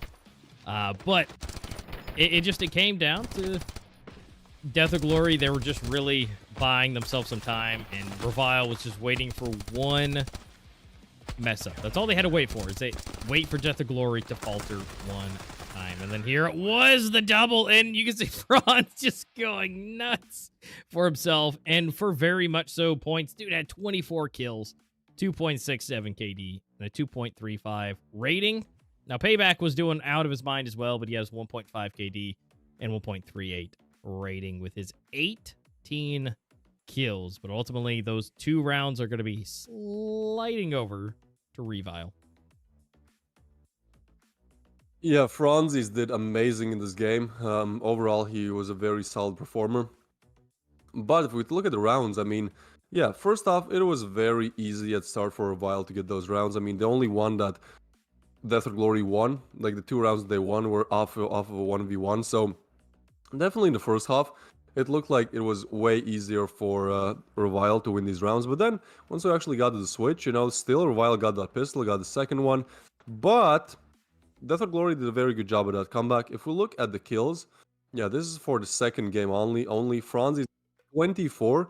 Lunax, someone who got 24 in the first map, now getting 16. So in fact, he has gotten 40 total kills on 2 maps. That is just crazy. I don't think we've seen that so far. So Lunax, I would say, definitely the MVP of this best of 2 so far. And other side of things, I mean, Payback was really trying, right? Like, he clutched that 1v2 with SMG. He just overall did good, but it seemed like just not enough support from the rest of the team. No, Payback, I mean, again, 18 is great. And but at the end of the day, it can only go so far. And look at this dude, Lunox, 40 kills to his name in 2 games. I mean, that is just nuts with a 1.9 KD and a 1.74 rating. Dude was playing so good. That's 20 kills per game, roughly on average. I mean, that is nuts to being able to do that, and that really showed exactly why Revile needed to win that. Because, I mean, if you were able to do that big of a split, 40 kills, 20 kills on average per game, and you're not able to win, that would have been kind of bad. So he did good. He did good. The team did great, and the symmetry worked out, and it just went in the best case scenario. So today's results, we had a 1-1, and we had a 2-0. But at the end of the day, that's really it, and they were great matches. Now, let's go ahead and check out the standings. So Revile chilling in Group A at the top with 4 points. Saints trailing behind with 3, and Death or Glory, unfortunately, left with 2. Yeah, but that last game, because last game tomorrow is Saints versus Death or Glory, right? So that last game is going to change a lot. Because if Saints win 1, then they're equal with Revile. If they win 2, they're group leaders. But if Death or Glory, win 2, they still have a chance to actually make it the #1 spot. So nothing is decided yet in Group A in terms of placements. And in Group B, it's even more undecided because, well, there's 2 teams on 2 points, 2 teams on 3. And the last game tomorrow is going to be STREETEIGHT versus Winstrike. So the top team versus the bottom team. And here, really, things will change. Because if STREETEIGHT are able to get at least 1 point, well, then, yeah, sure, Elevate, goodbye. You're not making it to the playoffs. If STREETEIGHT lose both maps, well, then Winstrike are on 5. And we'll Elevate and then STREETEIGHT are on same point, so then round balance will start to kick in. So yeah, tomorrow definitely very interesting games. They're going to decide a lot. They're going to decide what we see in the playoffs that are going to come up. I think after a week break. But this is the schedule for tomorrow. So first we're going to see Saints versus Death or Glory at, as always, 4 p.m. Moscow time, and then an hour and a half later at 5:30 we'll see Winstrike versus STREETEIGHT. Both games really going to decide a lot in this. Yep, and what's going to be crazy is this is the last chance because Saints right now have 3, and they're in a pretty good spot. So, but right now, Death or Glory, this is kind of do or die. I mean, they really have to get a round tomorrow to have a chance to stay into this. And again, it's so going to be close. But then, like you said, it's going to be basically the highest and the lowest for the teams for Group B. And so Winstrike, oh my goodness, they've got to be so pumped and ready to go. But the fact that STREETEIGHT's going to go up against Winstrike, STREETEIGHT, you guys have to practice. If you cannot let that happen with Elevate. That is, do not let a 20-0 happen. You guys have to be ready for that. So, I'm not saying that, it's going to be possible again. Maybe that was a fluke for Winstrike. I don't know. Maybe, but just make sure that doesn't happen. All right. You make sure that it's, you at least get one game.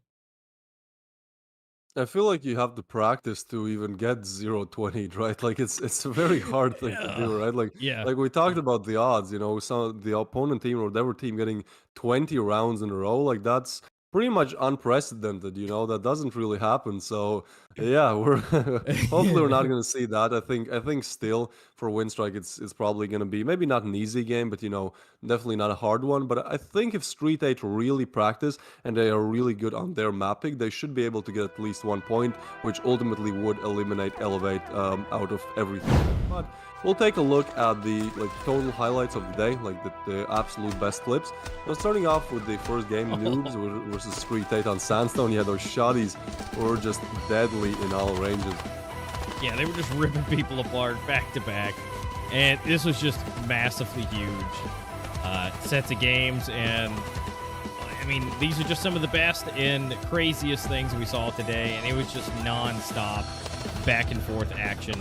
Unfortunately, again, Death of Glory not able to secure anything today, but again, they still have one more chance tomorrow, so they're not out just yet.